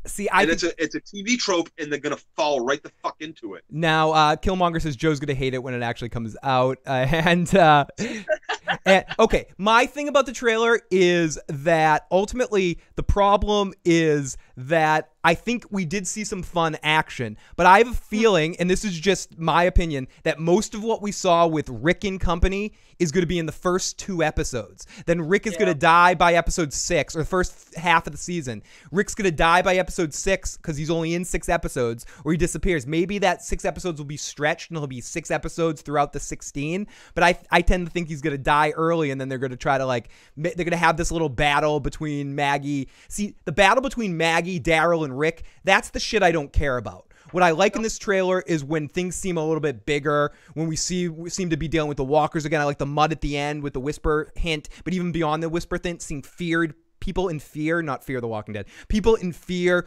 jumping in puddles and covering themselves in mud and doing interesting new things we haven't seen in ways to hide from hordes of zombies coming through, and see some of the big action segments again. I like that. I thought this was a very well edited together trailer action-wise, but the practice of the season is probably going to be a lot of plotting and over monologuing and boring crap. And until they convince me on screen of that, I'm not going to buy a trailer. I agree. I said this to you the other day. I think this is maybe one of the best trailers The Walking Dead ever put out. But I think it's a waste of time. I agree also with Cheryl in the live chat that said it was a waste of 5 minutes, because I don't think that's going to be indicative of what the season feels like. I could be wrong. Like, convince me I'm wrong. We got a new showrunner. Perhaps we're out of the pimple pop. The pimple's been popped. Perhaps we're in a good time where a good showrunner is going to be doing something different. I want to believe that. You and me are committed to watch the show until the end, the bitter end of it, and we're going to watch it. It's almost a double daring each other. They're like Katie saying, "Guys, this is killing you. You're both going to have heart attacks." No, we're going to watch The Walking Dead until it ends. We're never stopping. Just stop it, guys. Just stop it. No, we have to continue. But ultimately, I'm hoping the show gets good again, that it gets a renaissance, that the change in leadership changes some vibe and feel in the show. But I'm not confident that that's what's going to happen, and I'm not confident that this just isn't a trailer presenting all the best parts of the first half of the season. Then Rick's gone, and I don't know how I'm going to feel about Whispers without Rick and Carl. I don't know how that's going to be done. I don't trust the show. The show hasn't shown me that when they take elements that I enjoy, story elements I enjoy, and transition them, everyone, Negan's going to be the greatest thing on the TV show. Greatest thing on the TV show. I'm sorry. He wasn't the greatest thing on the TV show. And it's, to me, by the end of this season, I know Daryl supposedly, I'm still going to say it, by the end of this season, Negan is your star. They're shaping this up to have Jeffrey D. Morgan take over. Rick's going to be gone. They're going to be in trouble, and they're going to have to turn to Negan, because Negan's the only guy that can do it. You know, Maggie's going to die, fucking Rick's going to die, and Negan's going to have to be let out of his cell and become our leader again. And I think that's going to happen by the end of the season. I hope I'm wrong. But I don't think this trailer is much to do with what's going to happen this season. I do think it was a really good trailer, though. I'm not going to hate on the trailer because I thought editing the music works well with it. I just am not excited about this season because I'm not sure. I'm more excited from that trailer and to watch that trailer again than I am to watch the actual episodes, because I don't know if the actual episodes are going to be able to keep up the pace that I think The Walking Dead needs to keep to be an awesome show. When they slow down, they suck. Maggie looks like the same character in every show she's in. To go to the live chat here for a second. Negan is a popular villain, so perhaps they're planning a redeeming death for him.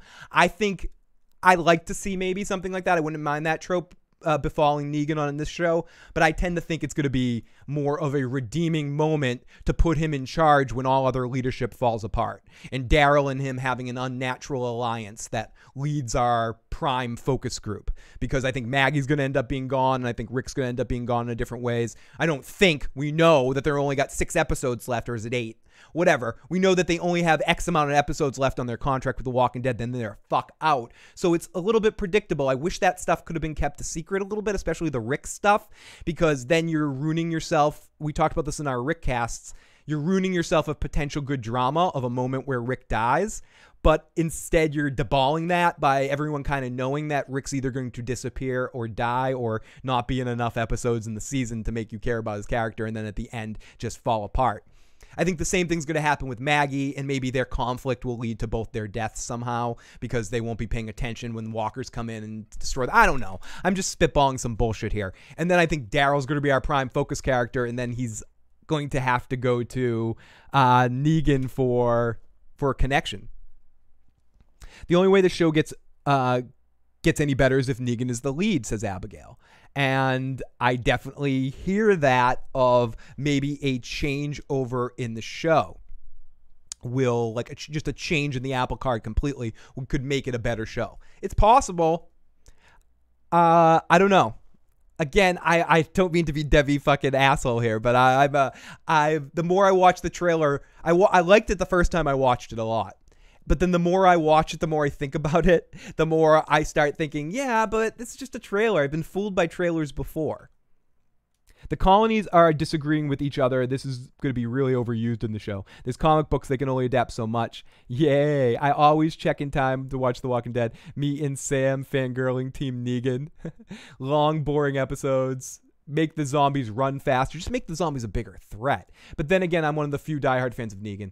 I have a Walking Dead red shirt, Star Trek zombies. Are we going to talk about when they do the whispers? Are they going to do it with Rick biting the dust? Might as well put it in the back burner and binge the whole show when it ends. All red shirts must die. Negan's character should have been great. I agree, Cheryl. And as much as I think the writing of the section sucked, Joe and I have talked about this before, and I think he disagrees a little bit with me, as I'm going to give Joe one more invite here just in case he got disconnected accidentally. He might have disconnected because he doesn't want to come back, but just in case it was by accident, I invited him in again.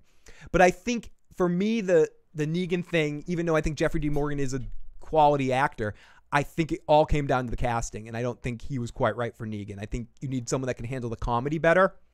And I know I'm playing Dream Genie hat thing. I think John Hamm would have been a better Negan. I think Garen Dillon-Hunt would have been a better Negan. Those are just two out the back of my mind that I've been talking about a lot, and even before they announced who was going to play Negan. My two top picks for the part. I know Garen Dillon-Hunt really wanted the part. He's talked about that a lot, and that's why they put him on Fear of the Walking Dead, because they didn't give it to him.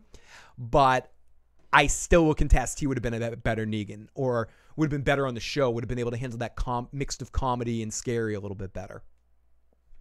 And I think John Hamm would have been an excellent fucking choice. And AMC already had a relationship with him because of the Mad Men thing. And I think he also plays that mix of comedy and rage-filled crazy really well, and could have pulled off Negan in a little bit more of a palate satisfying way, instead of feeling like someone's mugging to the camera with that smirk, the Cheshire Cat smirk thing going on, which I think Jeffrey D. Morgan leans on a little bit too much in the Negan character. So, yeah, those are just some of my opinions on why Negan fell apart a little bit. But I guess it's about that time. I've been on for almost 2 hours in the morning here. It's time to actually go out and venture forth on my day. Take a couple more questions from the live chat and comments on the Walking Dead trailer. I mean, we could break it down. Let me break this shit down a little bit. Let me mute this shit, watch it one more time through, and do a little stoppy-starty game here. Oh, I think I know what happened to Joe. Joe's phone fell apart. That's why. He said he was running out of power. He must have finally ran out of the power. So let's watch a little bit more through this. But hard to take Negan serious in his skinny jeans, says Cheryl. I'm not looking at the actor's jeans, says Broke. Tom says, is it really Z Nation a piece of shit? People made it to be. I've only seen the pilot. I thought it was pretty fucking tame. I think Joe and Katie do like that show. Maybe if they pop back in, we'll get their opinions of it. I think it's, from what I've been told from them, if I remember correctly, it's like over the top fun, not very deep, but can somewhat be visually entertaining or silly entertaining if you're that kind of mood. Early Bird Cheshire Cat. Yeah, did I say the Cheshire Cat? Sorry about that. No one said I pronounced words correctly. No one made any. When you step through the gates of Issues Land, you realize that I have no clue how to pronounce anything, and it's just part of the show. If you can get what I mean, you win a fucking prize. Now let me do. What should I do here? I know what I'm doing here. So let me push this element up, and push this again, and bring this over here.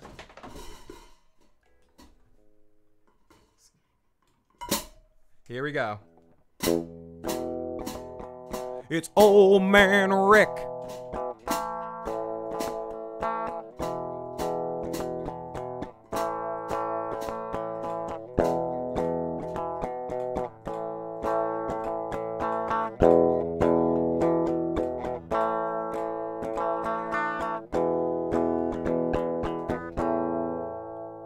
Rick got a haircut and the kid finally grew up. And then Michonne is helping with the planning of the motherfucking place. There's Katie Crow with a friend. There's a motherfucking zombie. Looks real cool. Rick's got the fucking motherfucking things. Oh, Michonne's killing some motherfuckers. Yeah. Sorry. I'll stop. I'll stop. So we see Aaron. We see Rick and the group go crazy there and kind of speaking to all the people. The Saviors are on his side now.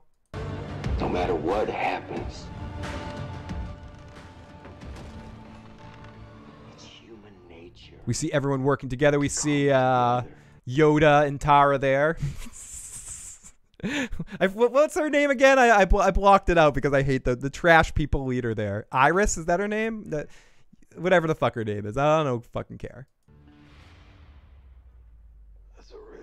Yeah, I did hear Shane's coming back this season. And someone asked me, I think it might have been Jay, was like, wait, Rick's in the trailer. Isn't he going to die? He's only going to be in 6 to 8 episodes, I think they said. Make sure you paint that ring. When do I get to see it? Don't you ever get tired of acting like you're still in charge? Do you?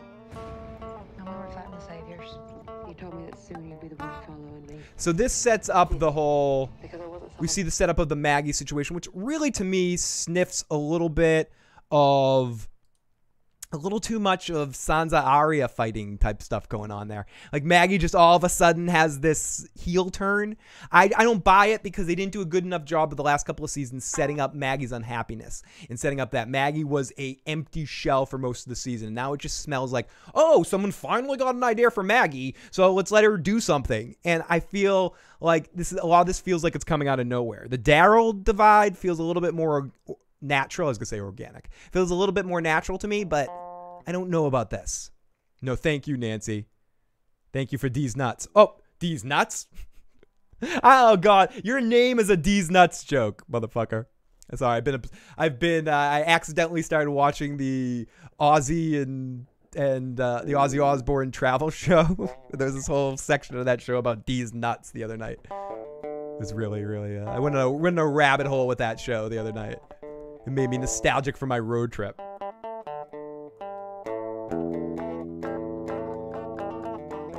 Sorry, I can't play guitar. I have one in my hand right now, but I can't really play it, so I'm forced to make sounds with it. Oh, I thought I mispronounced it from. Sorry, I might have destroyed the pronunciation of it.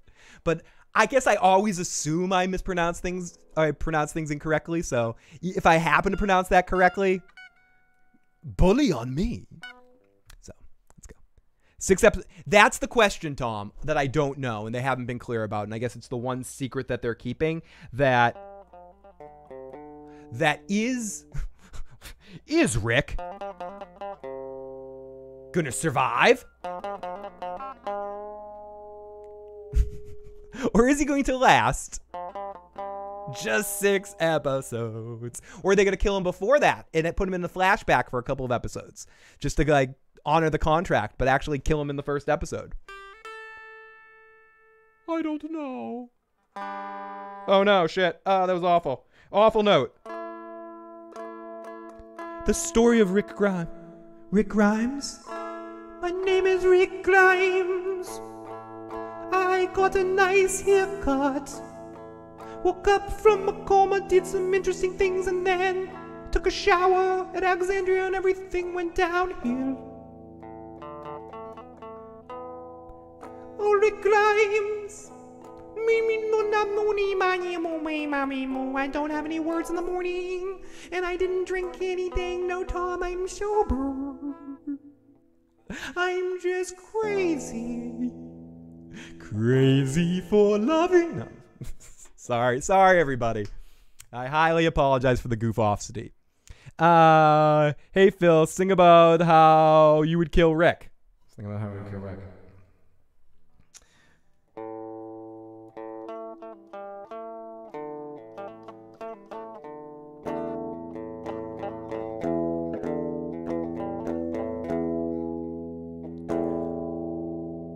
I don't know. I don't know. I can't think about how I would kill Rick. I would just ultimately, I wouldn't kill Rick.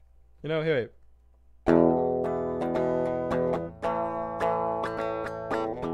Keep on. I would have Rick die of boredom. Like all of us. No, I don't know. I don't have anything on that one, Tom. Let me work on that one. Was that a Yoko Ono impression? A little bit. A little Yoko Ono. Wait. You want to do my Yoko Ono impression? Wait. Let me put some effects on this one too. Kiss, kiss, kiss, kiss me, love. Just one kiss, kiss'll do. Okay, that's enough of that shit. Okay, so if I was Rick, I'd hit him in the head with an ashtray. It's just a couple of video games, American McGee, Allison, Mouse. Phil, eat some sandwiches and lyrics will come to you. It's true. I haven't eaten any sandwiches really today, and I haven't had any silliness. But I mean, I don't have lyrics for that one. Wait.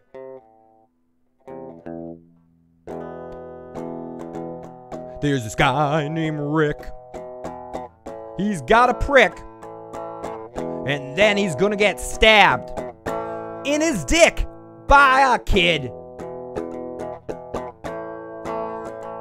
My dream. Judith will find out. Rick. Wait, I fucked up the guitar. Judith will find out. Rick killed his dad. That will make her sad. So stab Rick in the dick. Oh, go Judith. Stab Rick in the dick.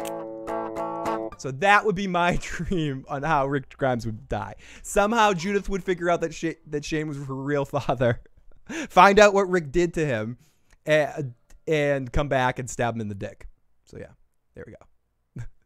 The plastic Ono 420 band. So that's my wish to see the end of Rick Grimes. Oh yeah. Macho Madness is going to take over the world. Oh yeah. Cool. Endless versions. I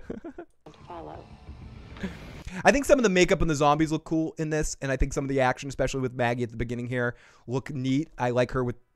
I know it's trivial and surfacey, but I like her better with long hair. I think it works better for the actress's face from an acting standpoint. She can be more... For some reason, she seems more emotional. Maybe she's just more invested because this is her final draw here on The Walking Dead. That changes now. You think you got all this on lock? So perhaps some of this stuff will start fucking with Rick, and we'll get back to Rick going a little nutty. We need to start talking about making some rules. And this seems weird that Maggie is being influenced. Oh wait, Maggie's being influenced by Michonne. I wonder what Michonne and Rick's relationship is leading into the season. We don't really see them together at all to make any assumptions on if they're still together or anything. An agreement between all the communities. Thank you, Smokey. Like, this is how we treat each other. This is what happens when we don't. Daryl, stop! That small group we had back in the beginning. I'm hoping for at least a good season from Daryl.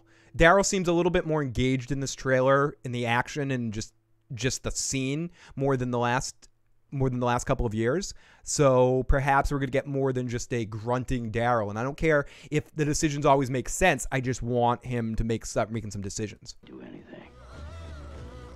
That was right. Just don't feel right, man. It's on us. Figure out how to make it work. We don't know if they're ever gonna forgive each Oh, wait. other, Rick.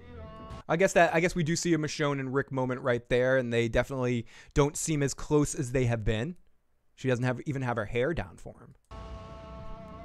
If they can even move on. I just wanted to pull that trigger. This is going to be another situation where Carol fails to act, and she questions the nature of humanity, and probably has a switch over from where she's feeling bad that she had to unlock the Kraken. Before it begins. DJ would like to see Daryl take a shower with her. I can see what I can do about that. I'll see if I have any pull. When it finally goes to shit.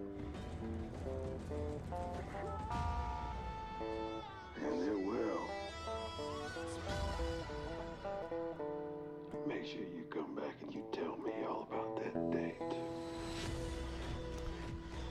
Like, my wonder is that going to be how the season starts with Rick and Negan? Like, we get the little intro where we see how everything is now, and then it ultimately ends with Rick going to talk to Negan. And that leads into Rick's final bow as he starts to see everything. I tend to think they're going to just go out with a bang with Rick and have 6 episodes featuring Andrew Lincoln and then kill him at the end of 6. But we'll see.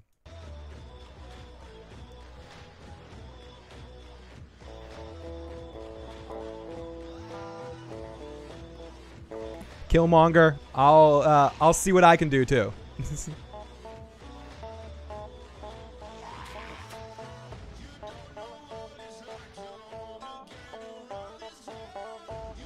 And she's like, "Oh, should I use my sword again and be interesting?" Aw, sweet. The two of them, sweet. This is the moment that some people have been putting at that Rick looks like he is hurt. He looks like maybe he got bit. This could be the final Rick Grimes moment. I tend to not think they'd put it in the trailer, but I've heard a few people speculating that this is the moment where Rick actually got bitten. Bitten. Bit. Ian wants to take a shower with zombies. Tari Dad wants to take a shower with Henry. Kidding. I want to take a too soon. I want a screw showering. I want to boff old Nan. That's how James Gunn got in trouble. I want to take a shower with Maggie and Rosita.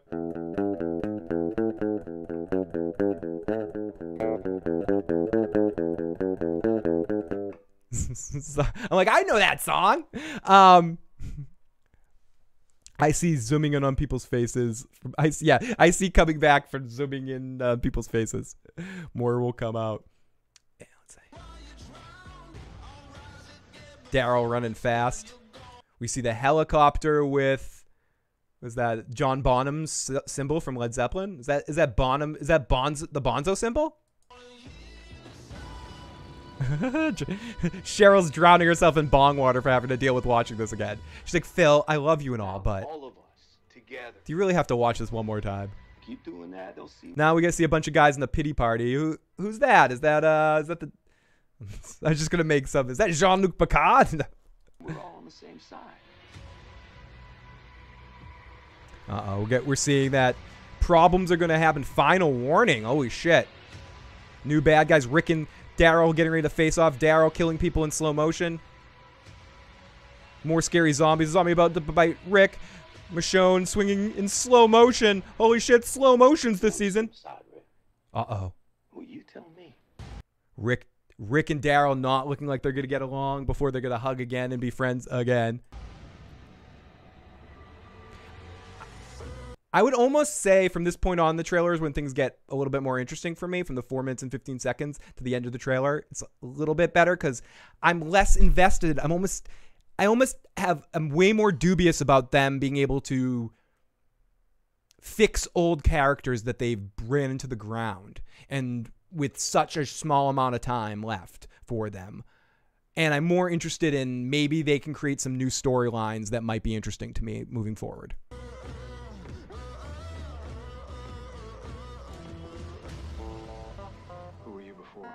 Before all this?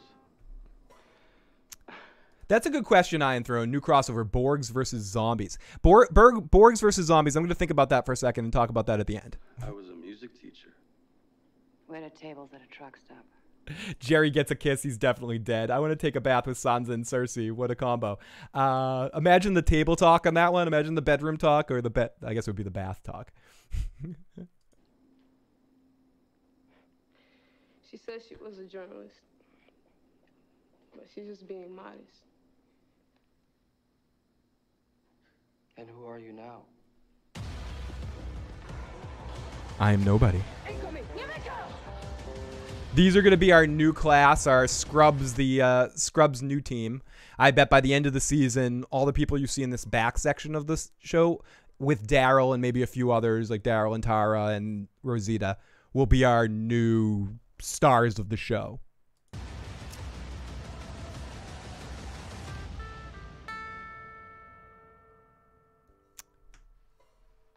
And here we go.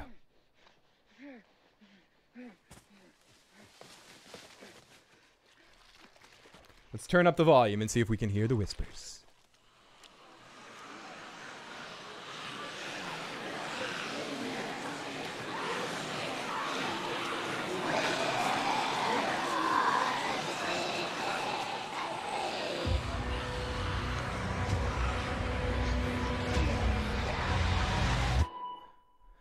Okay, so The Walking Dead is coming back. It looks like it's going to be The Walking Dead some more, but I think so much of this season is going to be relegated on whether they can introduce some new characters I actually give a shit about. Because I think the time is done for The Walking Dead proper and the Rick Grimes era of the television show. He's gone.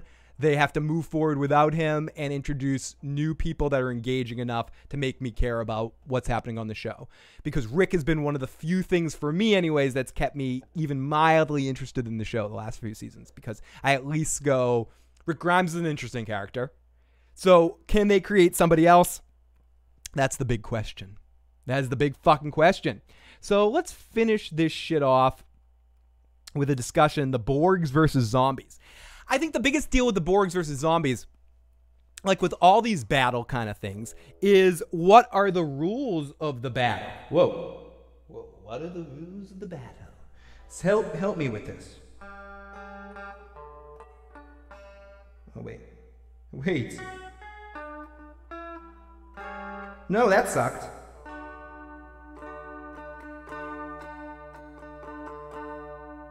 Can the Borg... Can they take over zombies? If a zombie bites a Borg, does the Borg turn into a zombie?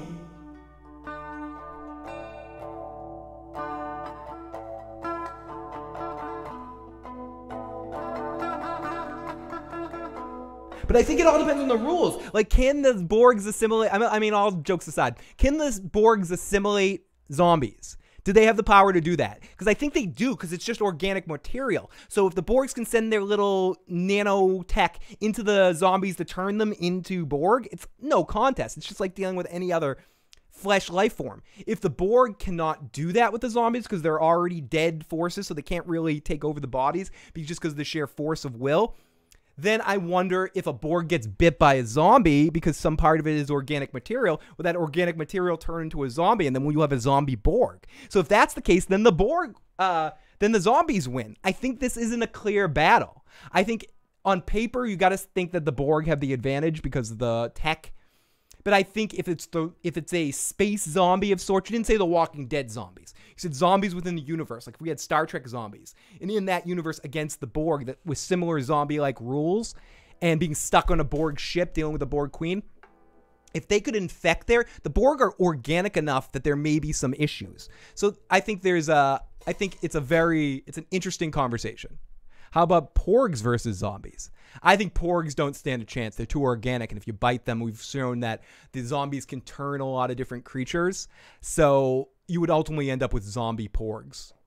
The walking Porg, or Borg. Porg-Borg? A Porg-Borg. I bet the Borg could assimilate Porgs as well. I mean, I think we've found out that the Borg have assimilated thousands and thousands of species, and were originally once very human-like. Like Gollum. But they get their precious. They need to go out and get their precious. They have Porg-Borg pics online. Cute Porgs with red lasers. Worf Porg-Borg. But there is zombie brains deteriorating in the area of the brain that require the Borg to take them over. And will the zombie virus affect different biological systems that evolved on the Earth? Bloody Talker, speaking my language as always. Love your Bloody Talker. But that's where the rules need to be set up.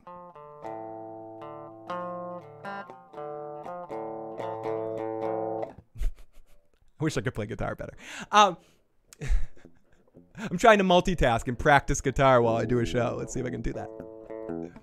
That's why I think the rules of this battle need to be set up. We need to have the tail of the tape where the Borg can assimilate or can't assimilate or are just fighting as a physical force against the zombies. I think if that's the case, if it's just, and again, can the zombies turn Borg into Borg zombies by biting them? That's a big issue. If the zombies can't bite the Borg and do anything, the Borg tech will just destroy them. But if the zombies can turn Borg and then have the Borg zombies, then we're talking, okay? Then we're fucking talking. Data would destroy them all, though. Dr. Sung is a mighty big genius. Build Data with an android penis. Fuck Tasha, the Borg queen, too. You better watch out, said he's coming for you. He's Data. superhero. Hero named Data you can't comprehend. He's got logic like a Vulcan with the strength of 10 men. He solved the ship's problems with the greatest of ease. All crew members bow at your knees for Dr. Sung's mighty creation. He built a dude Data with an android station. He go the fuck the Gorg. He beat him too. You better watch out. Data's coming for you. He's Data. So I think Data would destroy them all. Do you have to bite one Borg? Yeah, all you have to do is bite one Borg, though. And that's the thing. If the zombies can bite Borgs and turn them, once you turn them and then you let the zombie infection into the Borg, the hive mind adapts that and you turn the Borg into zombies, and ultimately the zombies win that battle. It's tough. But yeah, Data rules.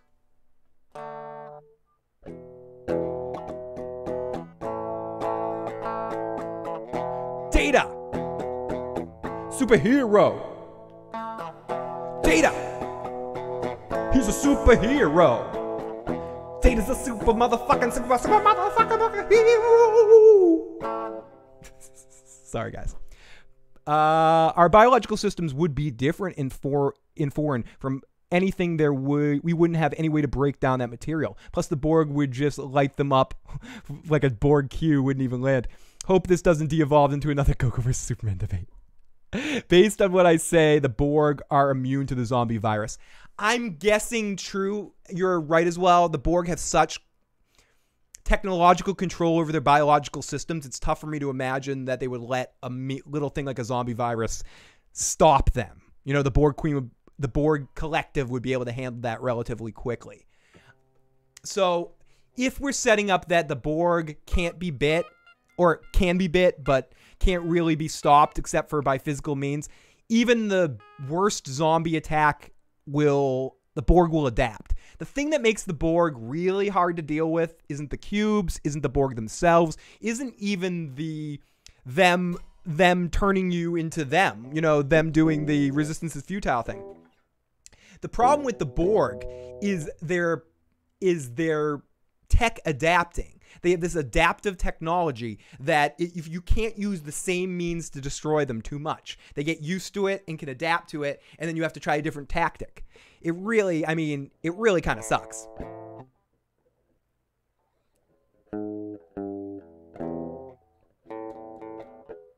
Okay, here we go.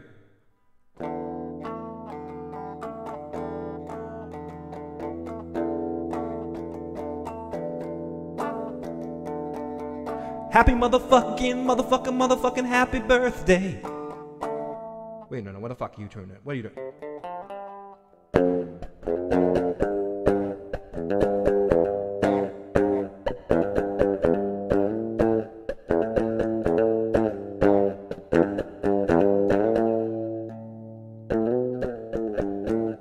I can't really play that song. Wait.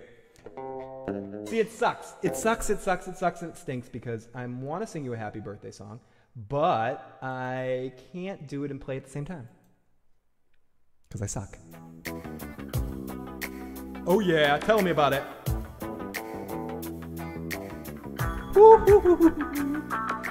Happy motherfucking happy birthday. It's your birthday, what the fuck, yeah. Here's the guitar for your motherfucking birthday. Oh shit, I'm gonna play the drum. Oh shit, here I come.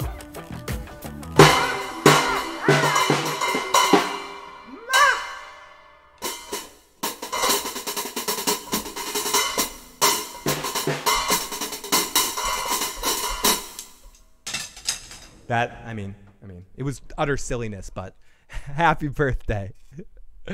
Okay, so gotta take a tip. Oh, we got the $4.99 super chat donation from Big Kev. Thank you so much, Big Kev. Super chat means so fucking much to me, so thank you so much for that. Love you, buddy. Sorry for that Goofosity volume 20 right there. Welcome to the Goofosity Hour. I am a goofy son of a bitch named Phil. So let me get prepared here. I gotta get prepared to. I actually, believe it or not, I do have to get prepared to stop the show. Let me do this. Wait, where's my videos? I have to go to live events. No, thank you for tuning in on your birthday. Hopefully you have a awesome time, and hopefully I made it even a little bit more silly for you. So everybody, what have we learned today? We learned that Better Call Saul is coming very soon. We got to wait a little bit longer for Vikings, and the Walking Dead trailer is probably one of the best things The Walking Dead's done in 2 years, but does that equate to making the show good? We learned that the Borg probably destroy zombies, and the Porgs are too cute to live in some ways. So, have a good one, Broke. Thank you so much. I'm so glad you were able to check this out. And sorry again for having to postpone the stream from last night to this afternoon or this morning. A couple of you guys had suggested to me, and I got a couple of private messages as well saying that you would enjoy a few more morning shows. So I figured I would just kind of fast forward this one to the morning. So I hope you guys enjoyed this. Hopefully this was a fun little way to start your day. If you're on the East Coast where I am, or in the West Coast, fun way to go to bed, or if you're somewhere else in the world or the country, I do appreciate you checking this out and all the fun, awesome people that have been with us today. Let's go into a quick little send some love to the live motherfucking chat here one more time here. Let me pull this fucking shit up. And did I lose I fucking lost the pick. I suck. I lost the motherfucking pick. So you guys are really awesome. Let's say a couple thank yous.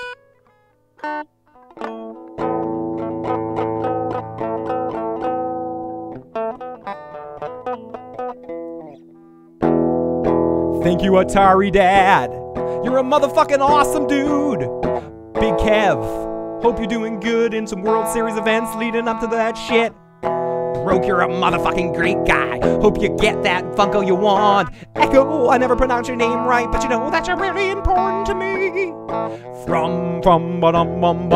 Love your name and I'm gonna make you some. Shadow, it's your birthday. Happy motherfucking birthday. Iron. Gosh, you're such a fucking good dude or girl. No one really knows what you are. All we know is that you share a lot of shit for everybody and you're really fucking awesome and you like sci-fi too, and you wanted me to talk about Discovery, but I let you down. I also wanted to talk about how Orville's not coming back till like fucking December. What the shit? But Ian, I'm totally aware I sometimes say iron, but it's just so much easier. Killmonger. Yeah, buddy. I don't know why I want to do this voice, but let's pretend. You're always a funny bastard. Mike. Oh, Mike. I don't have anything nice to say about you. No, Mike is fucking funny as a motherfucker calling me out of my shit. Mike's like me and has no filter for bloody talker. You're a fucking awesome dude. Like having you on here. Gonna eat some food. I'm gonna have a bagel covered in some Swiss cheese. And then the bloody talker will bloody down to my knees. He's the bloody man. Ooh, Tim F. Yeah. Oh, Tim F. Ooh. I spy on you on Snapchat, Tim F. Ooh. Oh, yes, I do. Peek on you. Doo-doo-doo-doo-doo.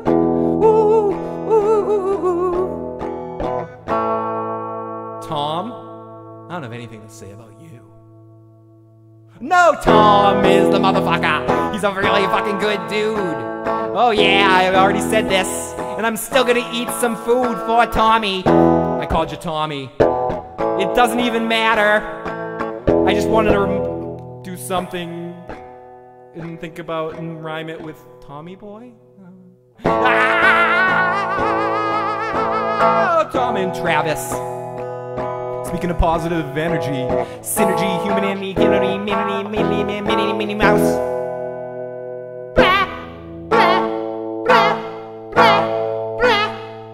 The motherfucking chat. So thank you to the motherfucking chat for participating, and thank you to anyone who popped in here over the course of time that I missed. You guys are fucking amazing. So great. Accurate so far. Sandwiches, side buttholes, lots of side buttholes. Coming soon, fill the acoustic sessions. Nest time. Sorry about my lack of rhyming and silliness on some of your names. I lost it on Tom. That wasn't as good as I wanted it to be. If you want somebody to work as a male prostitute, call Tom. 1-800-TOM.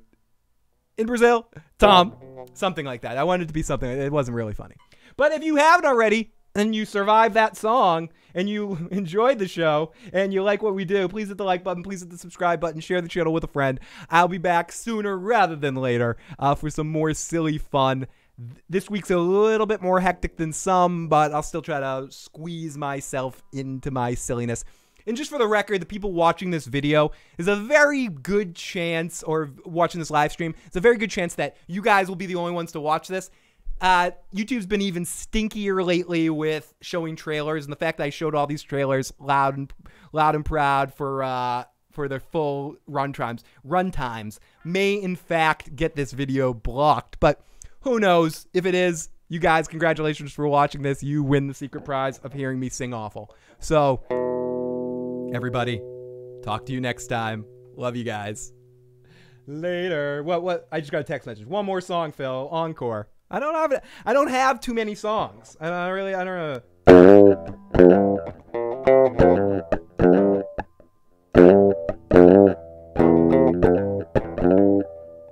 Pigs in the mud when they tire. Pigs in Zen.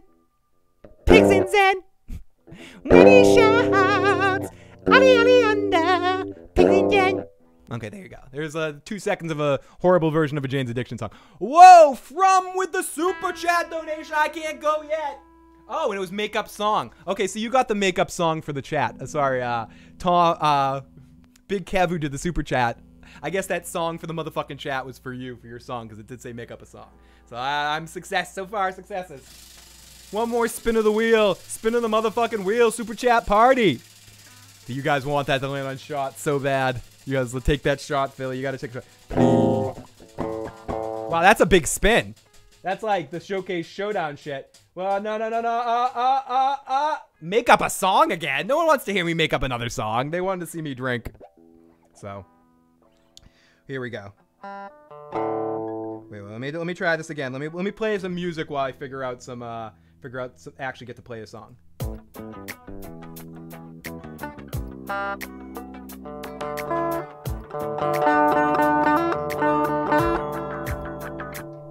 Here we go.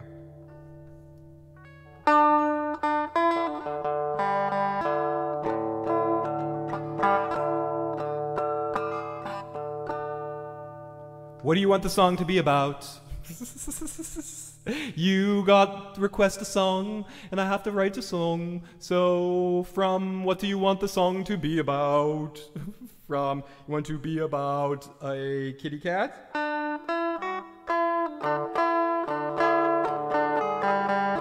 Oh no, that sucked.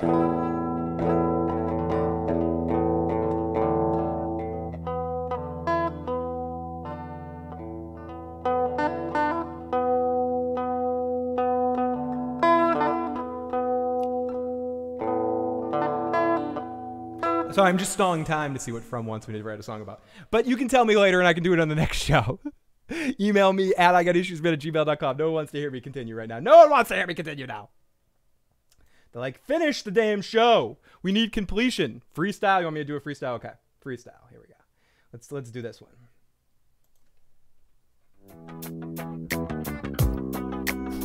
What's up? What's up? What's going on? What's going on? Oh no. I bent over yesterday, tortured my pride. Shittle willow stepping in just for my bride. Ain't the crime from the pine on the mind. The smile slick dick, the addict is mine. The fine oil trick that fuck with my crime. Sail of uncertainty, pressure is time. With garlic intent, I watch for the point. Sitting there negatively, smoking a joint. Oh, sorry. I was probably horrible, but the beat didn't really go with what I was trying to do. I totally fucked that up. But we'll play these comedy horns to symbolize.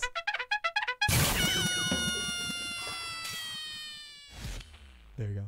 Oh, I thought you just meant like freestyle. Like this is just a freestyle off my head. Like freestyle on my head. So hopefully that satisfied the debt that the man had to play. But yes, follow me on Twitter at IGotIssuesMan. Follow me on Facebook. Find Phil the Issues Guy or Phil's Recap and Review. There's 2 groups there. There's a group and a page. Join our Discord group. You can find the link in the description box below. And you can go like this and go like this and do baby, baby, baby. Oh yes, that's right. Talk about my motherfucker. Entering. I'm just freestyling off my head. I got entering statements, words on my back.